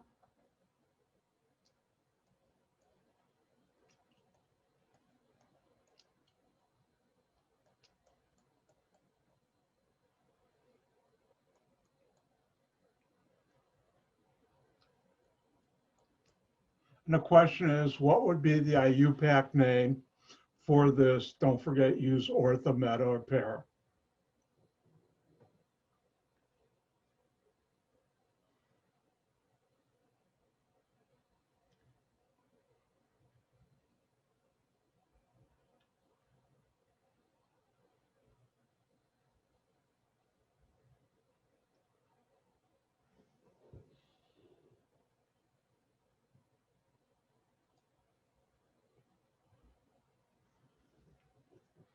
I'll look out and see who's done and who's not. Actually, if I did it right, I'd look into the camera. On this side of my monitor, that's where I have your screens, but you can see that when you watch the videotape. Oh, one thing, if you go to the web, to YouTube, the 170, Chem 170 channel, you'll see there are a lot of people viewing this.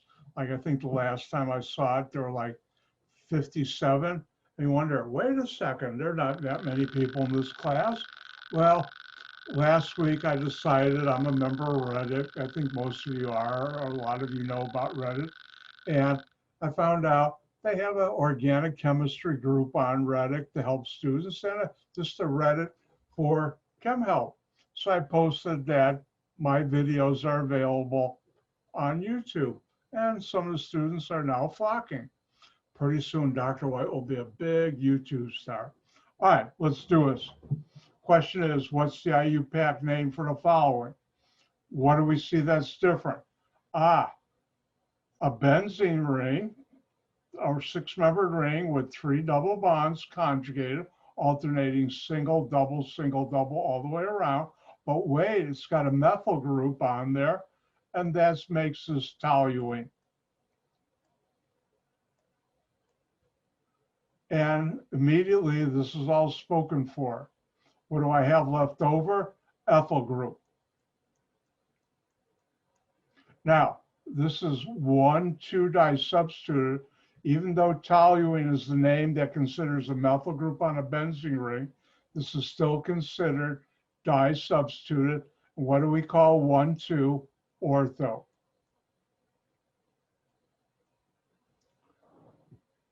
And that's how you do disubstitute. What happens if you have more?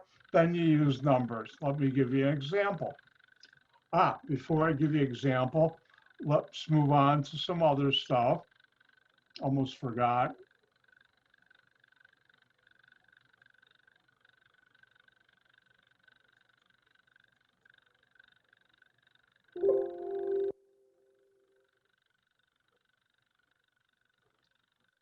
We did the ortho, meta, and para for disubstituted. And now I want to talk about something I've held off on. And that's other substituents you should be familiar with. And those are, when you have chlorine, this is true for regular alkanes, but I didn't cover it then. When you have chlorine on a molecule, like a benzene ring, we call that a chloro group. When you have bromine, it's bromo. Iodine is iodo. F is fluorine. This, I don't know where the 2 went. That's nitro. And I don't know why my computer is making noise at me. And this one, I'm having computer problems today.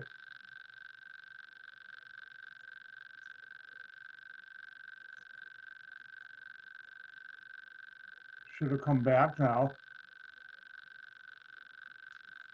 Does everybody see iodo and all that on the screen now? Hello? Does everybody see iodo on the screen? Thank you. Having some computer problems. I don't know what, but probably need to reboot this computer. It's been on too long. And here, that should be sulfonic, and I'm having computer problems again. Hold on a second.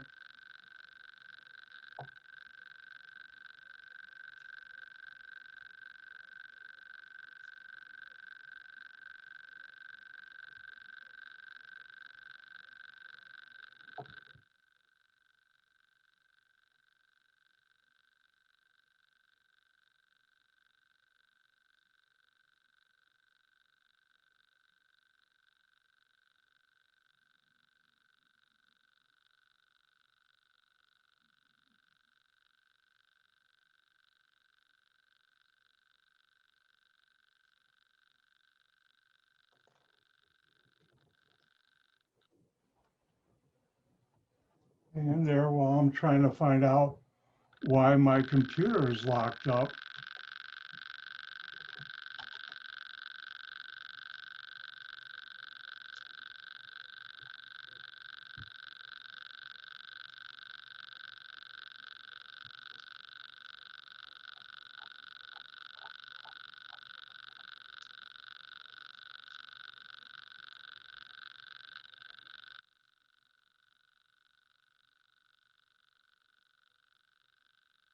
Hang in there.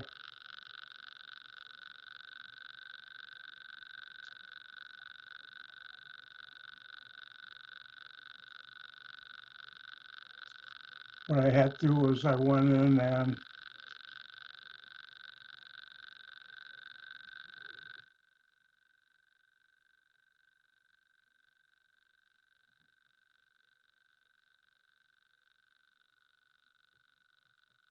all right, let's get back to where I was.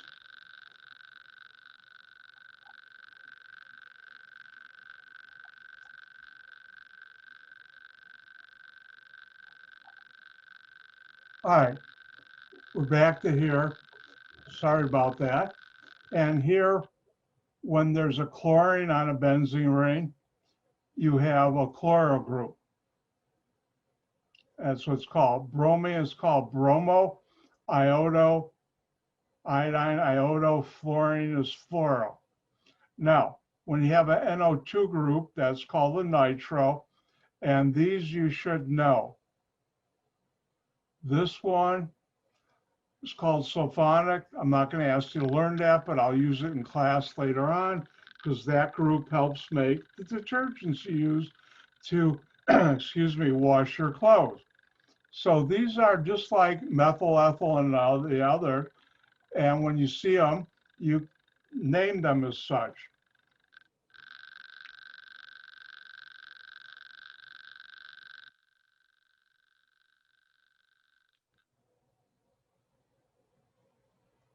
And if we look at this,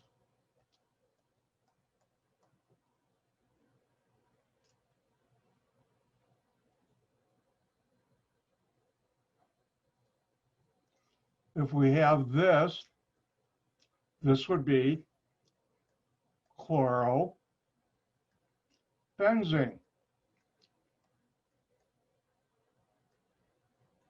If we had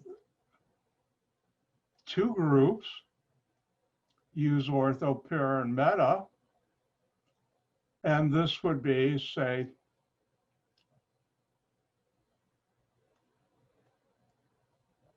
what do I have? A bromo group, nitro group on a benzene. And this would be bromo, nitro, NO2 is a nitro group, benzene. Since it's 1,3-disubstituted, this would be meta. Now, I look at the clock and I know it's time for lab. So let's get the lab.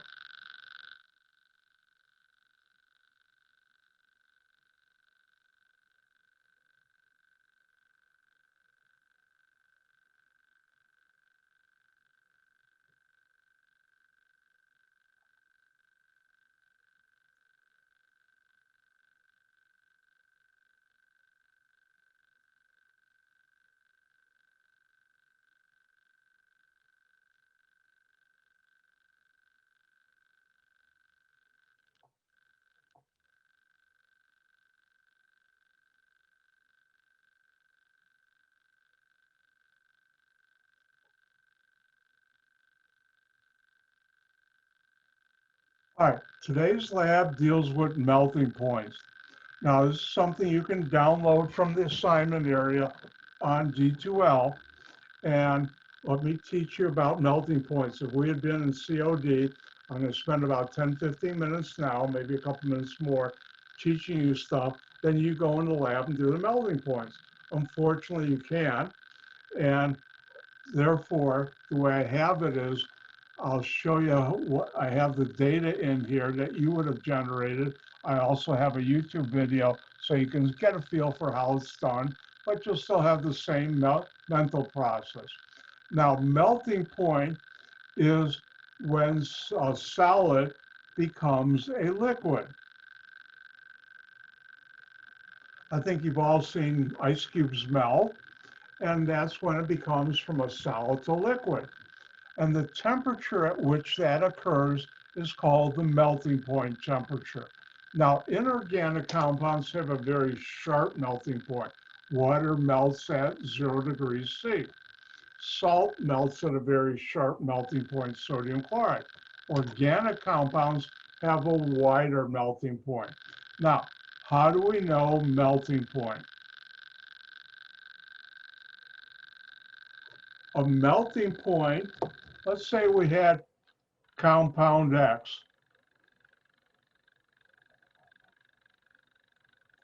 And if you were to heat it up, at a certain point, you'd see a liquid form.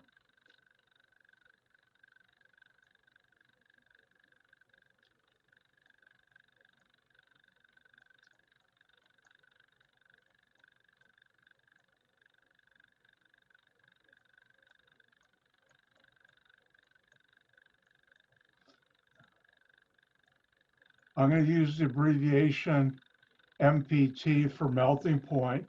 So melting point of a compound is a range.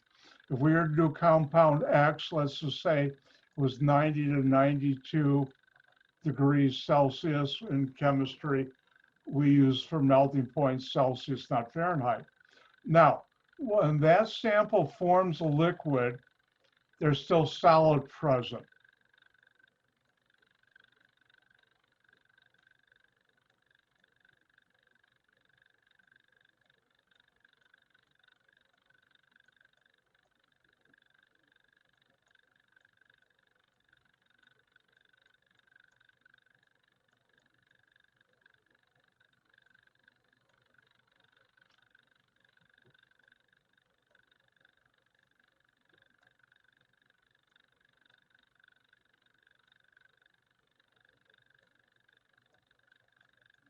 It's sometimes called the end or end point, and this would be the starting point. And that temperature would be the end melting point. So when you see any liquid, that's the start. When you see all liquid, that's the end. Therefore, whatever compound X is would have a melting point of 90 to 92. Now, question is, why do you measure melting points?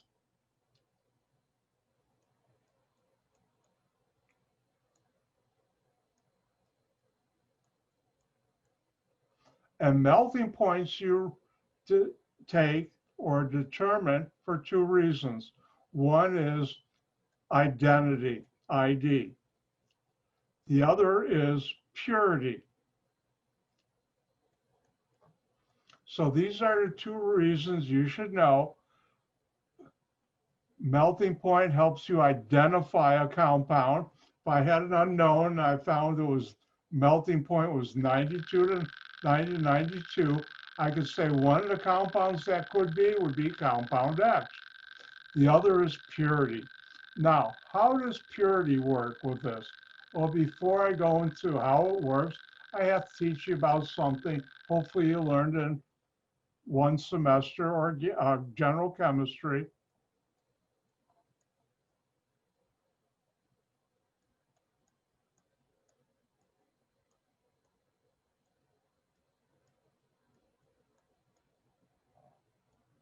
And that's the colligative properties. And when you mix two solids together or liquids,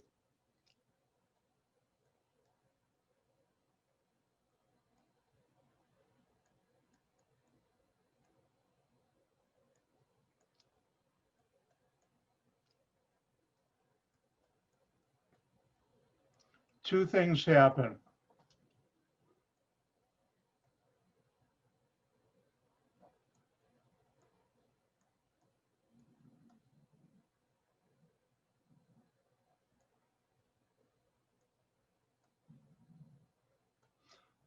When you mix two solids together and take the melting point, even if they both have the same melting point, the melting point of the mixture, because of the colligative property, gets lower and wider.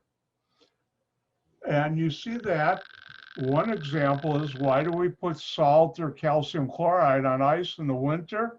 Because it melts it at a lower temperature than ice alone at 32F. And that's because of the colligative property. Now, another thing which we won't use in this lab, but I'll teach you later on,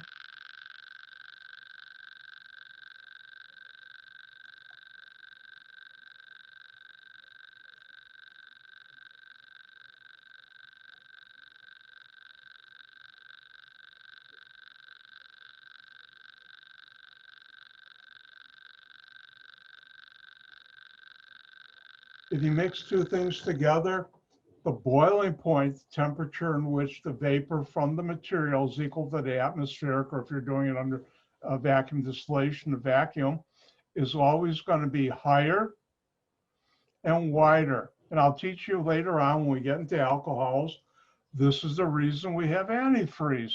We mix water with something else and put that in our radiator, and one, it melts at a lower temperature, which means also freezes at a lower temperature. And that's why in the winter, your radiator now doesn't freeze. And in the summer, because of what we mix with water, I'll teach you that later, the boiling point is much higher, that liquid, than water. And that's why in the summer, your radiator, your car, doesn't overheat. But how does this help us with purity?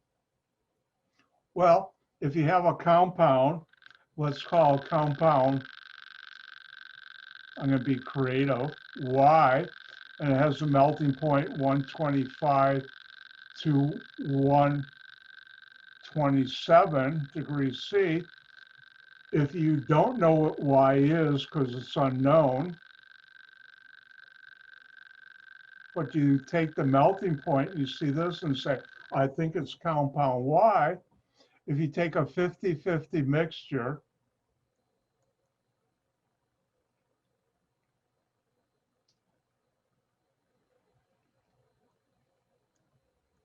of Y and your unknown, because at this point you really don't know is compound Y, and you do the melting point, if they're the same compound, you identify it as such, it will be this compound. That helps with ID. And also, if compound Y had impurities in it, something different than Y, this would also change. So that's how colligative property helps you with both purity and ID. Let me go through that again. If you have a compound that's impure, it's no longer one compound, and because of the colligative effect, the melting point won't be the literature value, 125, 127, it will be lower. Now, this also, the colligative effect, helps you with purity, ID, helps you with ID. If you have an unknown, you think it's compound Y, you mix two together, the melting point should be the same as compound Y. And you're going to do that in today's lab.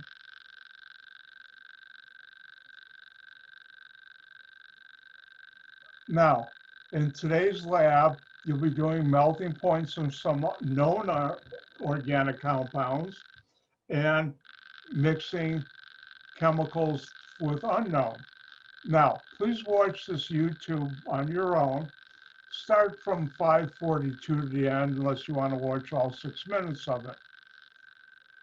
Now, normally, if you were in a lab, you would pulverize, make a powder out of the sample you're going to measure, put it in a capillary tube. You want to make sure where you use a mortar and pestle to pull it, make a powder, it's got to be clean, otherwise the colligative effect will cause the melting point to be lower and wrong. Remember, water is a chemical too, so you want it to be dry.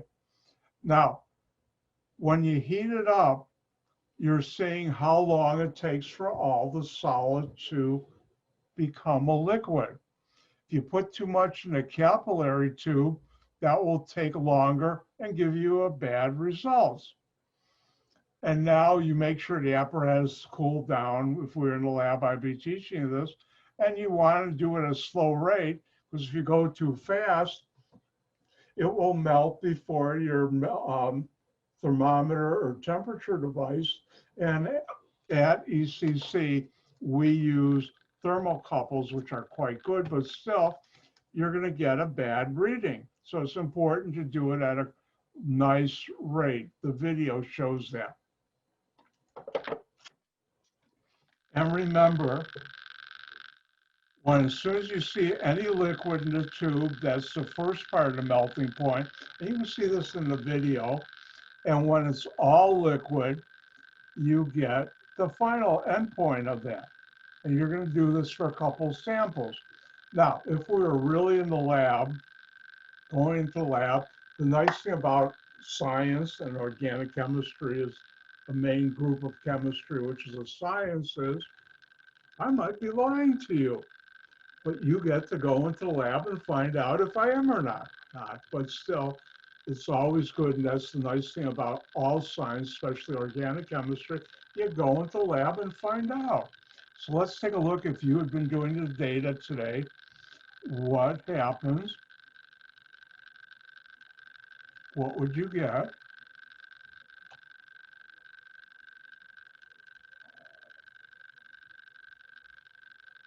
And here would be the results.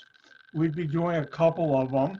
One is biphenyl, another is called benzoic acid, another is urea, and the last one is tranexamic acid. Now, another one, which I found years ago, instead of asking students to do it, which took too much time, they were just didn't understand how to do this quickly. So I had Dr. Daly, who's our lab manager, make up a 50-50 mixture. Now, you'll see table 1, and these are called the literature values. People, when they make something and know they made it, make it pure, they'll take melting points, and you usually do about 2 or 3 to make sure it's right if you're going to publish it. And then you publish it in a scientific journal. Now you can find these on the internet, and these are called literature values. So if you had pure biphenyl, it should be 70 to 71, but most of you are going to get a little lower because you're doing it for the first time. I've done hundreds of these in my career, too many, hundreds, even 1,000 or more.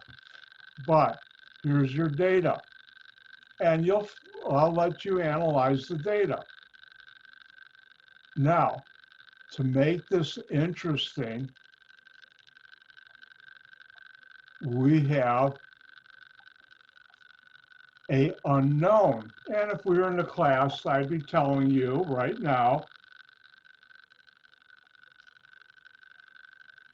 the sheriff of Kane County, or the district attorney of Kane County, came to us and said, we have this unknown compound. And if we can find out and prove for sure, we think we know what it is, then once we can identify it, we can convict someone of a heinous crime. I'll let you fill in the blank what heinous crime you want that person to be convicted. So it's your job to find out what the unknown is. Now, in real life, you go into the lab and do it. And first you take a melting point and get it. And for this lab, it's from table 1.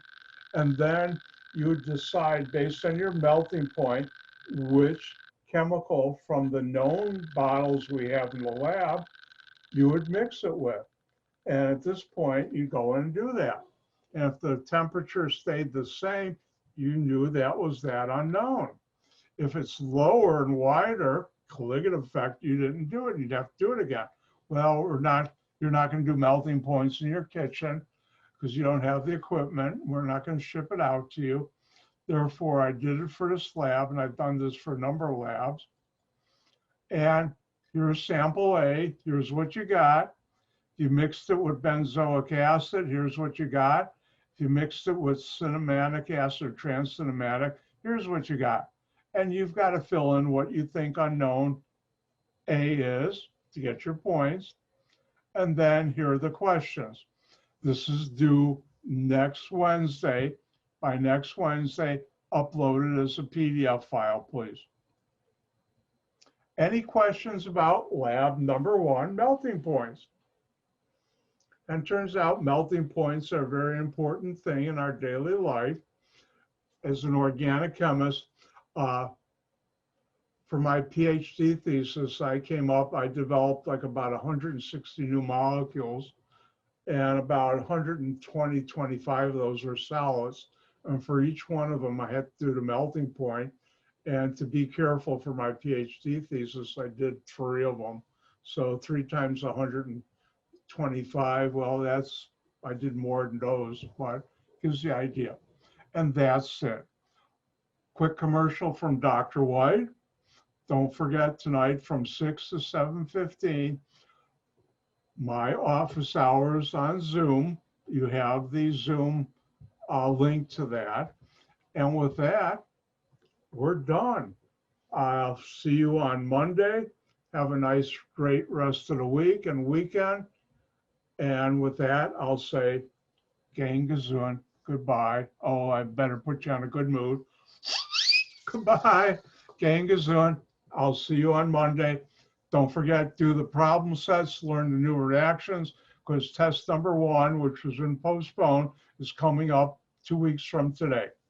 With that, have a good one.